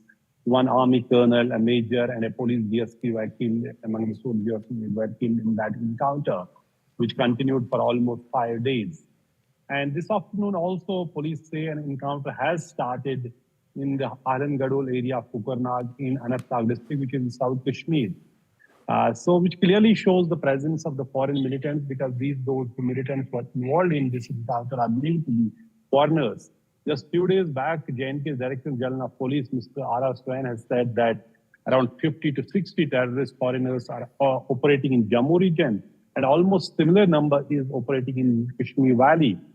And what was the strategy of militants? They remain dormant in the valley, and they have been very active in Jammu, which has seen series of attacks on armed army and more than 50 soldiers have been killed over the last near 3 years in Jammu region, which was completely peaceful and free from militancy. But the valley, which was in trouble for all these years, remained relatively silent. But this encounter clearly shows they perhaps want to, keep the pot boiling in the valley as well.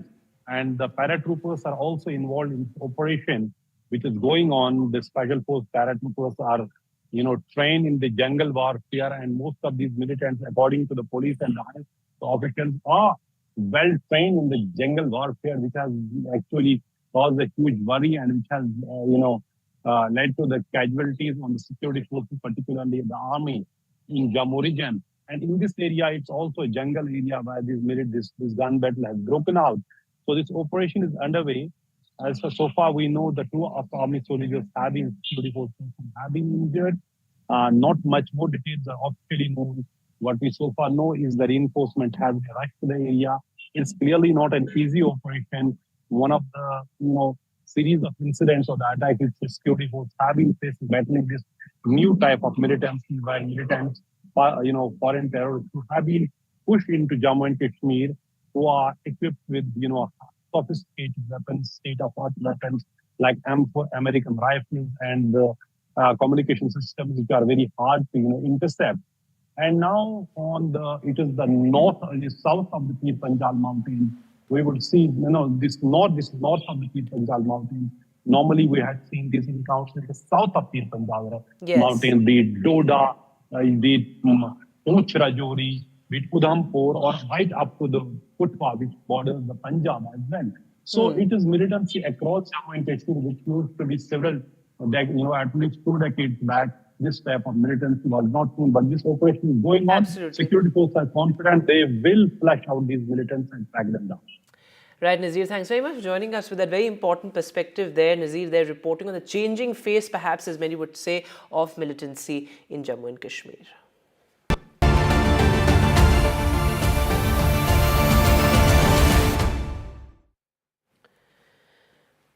And moving now to our special campaign, Care for Kerala, as we put the focus on the aftermath of the landslides in Wayanad. In fact, these are visuals coming in of the Prime Minister's aerial survey in Wayanad. In fact, he also visited relief camps and hospitals, speaking to the injured and, of course, the families of the victims as well. Remember, this is one of Kerala's worst ever natural disaster.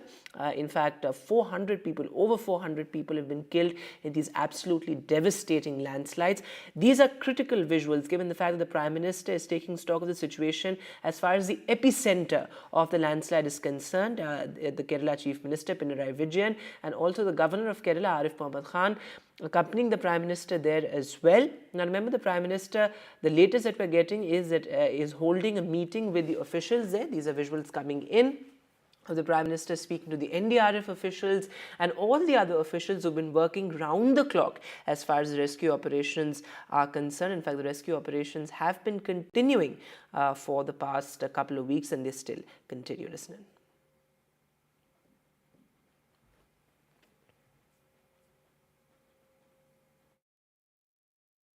Hi, I'm Shreya Saran. Kerala's Wayanad area is hit by devastating landslides, resulting in loss of lives and livelihood. Kerala needs your help right now. Let's join NDTV initiative. Come, donate. Let's rebuild Wayanad.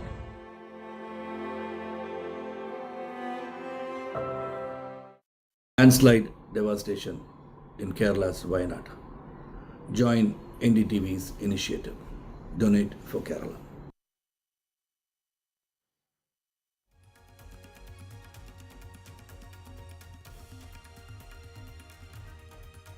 Has been tracking the situation in Wayanad. She was reporting from the ground. She reported from Wayanad for almost a week. So Pratibha, these images are crucial. The Prime Minister taking stock of the situation. This amid the larger debate around it as well, with the opposition, the Congress, saying that this should be termed a natural disaster. Given the fact that more than 400 people have died, families have been disintegrated, entire villages have been swept away. That's right. In fact, it's been more than a week and the rescue operation is still on, crossing the 400 mark as far as the death toll is concerned. It's pretty disturbing as far as the landslide and this calamity is concerned, something that Wayanad hasn't seen before. In fact, it is such a beautiful place, a place that everybody really swarms to as far as holidays or vacations are concerned. And this is something that was definitely not witnessed in the recent past. But now, with respect to the landslides, yes, Prime Minister Modi's visit assumes significance mainly because of the politics revolving around it. One between the BJP as well as the Congress, the other between the centre as well as the state. How can we really revert or avert these kind of landslides in the region? Taking stock of the situation, Prime Minister Modi has been talking to the rescue personnel as well as the survivors to get a first-hand account of the difficulties, the challenges as well as the facilities that have been provided at the relief camps there. Will there be any kind of concrete solution? Because we are talking of raging debates in that region in terms of whether this was a man-made disaster or whether it was a natural phenomenon. It also comes at a time when the opposition leaders have been claiming that this definitely needs to be declared a national disaster of sorts, because we are talking of several horror stories, several people still hoping that there would be stranded survivors. There would be some of their family members who are missing, who would still be stranded somewhere in the forest. Also at a time when several of them have definitely spoken about how this region lies in the Western Ghat and it is definitely ecologically a sensitive zone. Several of these questions that still remain on paper, but will there be any kind of solution? That is what people are hoping for, and that is something that needs to be definitely closely watched as far as Prime Minister Modi's visit in that region is concerned. So absolutely heartbreaking visuals there from Wayanad. But moving now to the other big headline, well, the countdown to the crucial verdict in the International Court of Arbitration for Sports as far as Vinesh Phogat's silver medal request is concerned. Remember, it's the IOC and Vinesh Phogat versus the World Wrestling Federation. In fact, it's Harish Salve who is representing Vinesh Phogat and the IOC. It's going to be crucial extremely, and the verdict will be delivered at 9:30 p.m. tonight. My colleague Rika Roy with the latest.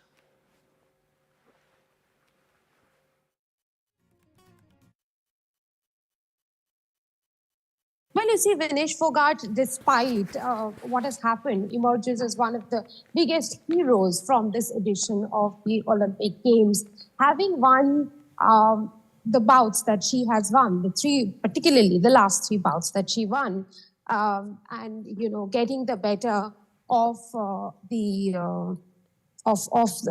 Japanese. That's what, you know, Sasaki, that's what everyone has been talking about. And remember, Vinesh had dropped her weight category from 53 to 50, getting comfortable in that class, winning a quota in that class, coming to the Olympic Games at the back of all the trials and tribulations that she faced off the mat, and then getting into the gold medal match. It wasn't easy, and thereby I will say, whatever happens tonight, whether she wins, whether she doesn't win, she will still go back as a hero. And well, a rousing welcome for India's hockey team. Some members of the victorious hockey team arrived in India, and there you can see those visuals of the team arriving from the Delhi airport there. There's celebration, and rightfully so. It's been an incredible victory for the hockey team. This after their thrilling bronze win. Take a look.